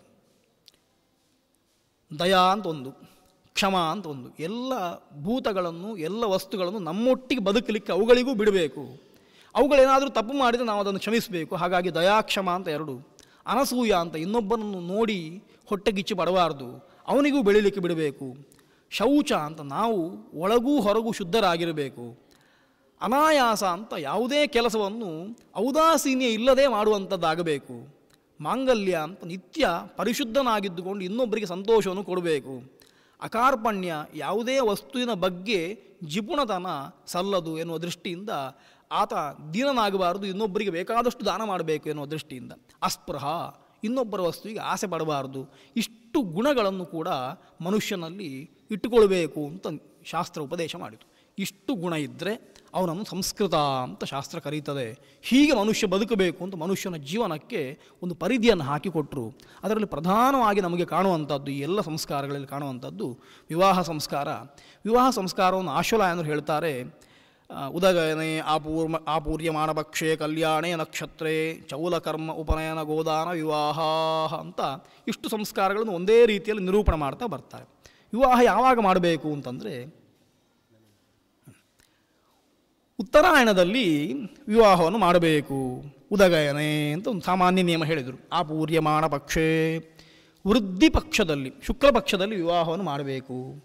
ಕಲ್ಯಾಣೇ ನಕ್ಷತ್ರೇ, ಒಳ್ಳೆಯ ಶುಭ ನಕ್ಷತ್ರಗಳಲ್ಲಿ ವಿವಾಹವನ್ನು ಮಾಡಿ ಅಂತ ಹೀಗೆ ಸೂತ್ರಕಾರರು ವಿಧಾನ ಮಾಡಿದರು. ಸಾಮಾನ್ಯವಾಗಿ ಉತ್ತರಾಯಣದಲ್ಲಿ ವಿವಾಹ ಮಾಡಬೇಕು ಅಂತಂದು ಕೂಡಲೇ ಕೆಲವು ಬಾರಿ ಆಕ್ಷೇಪ ಬಂತು, ದಕ್ಷಿಣಾಯನಕ್ಕೆ ಮಾಡೋದು ಬೇಡವೋ, ದಕ್ಷಿಣಾಯನದಲ್ಲೂ ಮುಹೂರ್ತಗಳುಂಟು ಮಾಡ್ಬೋದು ಅಂತಂದರೆ, ಪ್ರಸಿದ್ಧವಾದದ್ದು ವಿವಾಹಕ್ಕೆ ಯೋಗ್ಯವಾದಂಥದ್ದು ಉತ್ತರಾಯಣ ಕಾಲ. ಸೂರ್ಯ ಉತ್ತರದಲ್ಲಿ ಪರಿಭ್ರಮಣ ಮಾಡ್ತಾ ಇರುವಾಗ ಎಲ್ಲ ಒಳ್ಳೆಯ ಕೆಲಸಗಳನ್ನು ಮಾಡಿ ಅಂತ. ಕೊನೆಗಾಗುವಾಗ ಅನಿವಾರ್ಯ ಅಂತಾದರೆ ಸಾರ್ವಕಾಲ ಮೇಕೆ ವಿವಾಹಂ ಅಂತ ಮತ್ತೊಂದು ಸೂತ್ರವನ್ನು ಬರೆದ್ರು. ದಕ್ಷಿಣಾಯನ ಆದರೂ ಪರವಾಗಿಲ್ಲ, ವಿವಾಹವನ್ನು ಮಾಡಬಹುದು ಅಂತ ಉತ್ತರಾಯಣಕ್ಕೆ ಮಹತ್ವ ಕೊಟ್ಟಿದ್ದಾರೆ. ಹೀಗೆ ಕಾಲವನ್ನು ತೀರ್ಮಾನ ಮಾಡಿ ಒಳ್ಳೆಯ ಕಾಲದಲ್ಲಿ ಒಳ್ಳೆಯ ಕೆಲಸಗಳನ್ನು ಮಾಡಬೇಕು. ವಿವಾಹ ಎನ್ನುವಂಥದ್ದು ಮನುಷ್ಯನ ಜೀವನದಲ್ಲಿ ಒಂದು ದೊಡ್ಡ ತಿರುವು. ಆತ ಯಾವುದೇ ರೀತಿಯಲ್ಲಿ ಬದುಕ್ತಾ ಇರ್ಬೋದು, ವಿವಾಹ ಆದ ಮೇಲೆ ಆತನ ಬದುಕಿಗೂ ಅದಕ್ಕಿಂತ ಪೂರ್ವದಲ್ಲಿ ಆತನ ಬದುಕಿಗೂ ತುಂಬ ವ್ಯತ್ಯಾಸ ಉಂಟು, ಎಲ್ಲ ಅನುಭವಿಗಳ ಮಾತು.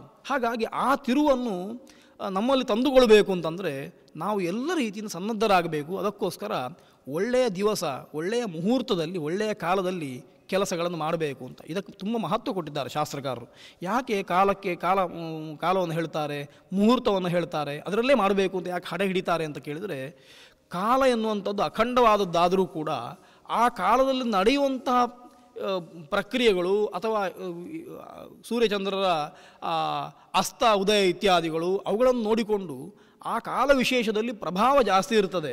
ಅಂತಹ ಪ್ರಭಾವ ಇರುವ ಕಾಲದಲ್ಲಿಯೇ ಒಳ್ಳೆಯ ಕೆಲಸ ಮಾಡಿದರೆ ಅದು ಪೂರ್ಣವಾಗಿ ನಮ್ಮನ್ನು ಉತ್ತಮತೆಯ ಕಡೆಗೆ ಕೊಂಡೊಯ್ತದೆ ಅನ್ನುವ ದೃಷ್ಟಿಯಿಂದ ಮುಹೂರ್ತಗಳನ್ನು ನಿರ್ಣಯ ಮಾಡಿದರು. ಕಾಲದಲ್ಲೂ ಒಳ್ಳೆಯ ಕಾಲವನ್ನು ಹುಡುಕಿದರು, ಆ ಕಾಲದಲ್ಲಿ ಮಾಡಬೇಕು ಅಂತ ಹೀಗೆ ಕಾಲವನ್ನು ನಿರ್ಣಯ ಮಾಡಿದರು. ಆಮೇಲೆ ಅಂತಹ ವಿವಾಹವನ್ನು ಮಾಡುವ ವಿಧಿಯನ್ನು ಮುಂದಿನ ಸೂತ್ರಗಳಲ್ಲಿ ಹೇಳ್ತಾ ಬರ್ತಾರೆ. ವೇದ ಮಂತ್ರಗಳನ್ನು ಉಪಯೋಗ ಮಾಡಿಕೊಂಡೇ ಈ ಎಲ್ಲ ಸಂಸ್ಕಾರಗಳು ನಡೀತದೆ ಮನುಷ್ಯನಿಗೆ. ಯಾಕೆ ಅಂತಂದರೆ ಅದನ್ನು ಬಿಟ್ಟು ಬೇರೇನಿಲ್ಲ. ಬ್ರಾಹ್ಮಣನಾದವನಿಗೆ ವೇದವನ್ನು ಬಿಟ್ಟರೆ ಮತ್ತೊಂದು ಮಾರ್ಗ ಇಲ್ಲ ಅಂತ ಅರ್ಥ. ದೇವರನ್ನು ಶರಣಾಗತಿ ಹೊಂದಲಿಕ್ಕೂ ಕೂಡ ವೇದ ಮಂತ್ರಗಳಿಂದಲೇ ಸ್ತೋತ್ರ ಮಾಡಬೇಕು. ಮಾನ ಏಕಸ್ಮಿನ್ನಾಗ ಸಿಮಾದ್ವಯೋರು ತದ್ದಿಶು ವಧೀರ್ಮಾಶೂರ ಭೂರಿಷು ಅಂತ, ನಾನು ಮಾಡಿದ ತಪ್ಪನ್ನು ಮನ್ನಿಸು ದೇವರೇ ಅಂತ ಕೇಳಲಿಕ್ಕೂ ವೇದ ಮಂತ್ರಗಳಿದ್ದಾವೆ. ಈ ದೃಷ್ಟಿಯಲ್ಲಿ ವೇದವನ್ನು ನಿರಂತರ ಅಧ್ಯಯನ ಮಾಡಬೇಕು ಅಂತ. ಹಾಗಾಗಿ ಎಲ್ಲ ಸಂಸ್ಕಾರಗಳು ವೈದಿಕವಾದ ಮಂತ್ರಗಳಿಂದ ಯುಕ್ತವಾಗಿ ಆಗ್ತದೆ. ಆ ಮಂತ್ರಗಳನ್ನು ಕೇಳುವಾಗಲೂ ಮಂತ್ರಗಳನ್ನು ಹೇಳುವಾಗಲೂ ಒಂದು ರೀತಿಯ ಸಂಸ್ಕಾರ ಆಗ್ತದೆ. ಆ ಮಂತ್ರಗಳಿಂದ ಯಜ್ಞದಲ್ಲಿ ಆಹುತಿಯನ್ನು ಕೊಡುವಾಗಲೂ ಸಂಸ್ಕಾರಗಳಾಗುತ್ತವೆ.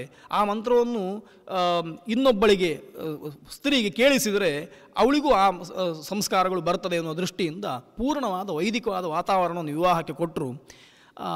ಆ ದೃಷ್ಟಿಯನ್ನು ಇಟ್ಟುಕೊಂಡು ವಿವಾಹದ ಪ್ರಕ್ರಿಯೆಯನ್ನು ಗೃಹ್ಯಸೂತ್ರಗಳ ಆಧಾರದಲ್ಲಿ ಸಾಮಾನ್ಯವಾಗಿ ನೋಡ್ತಾ ಬರುವ ಅಂತ ಹೇಳಿ ಈ ಉಪನ್ಯಾಸವನ್ನು ಮುಗಿಸ್ತೇನೆ.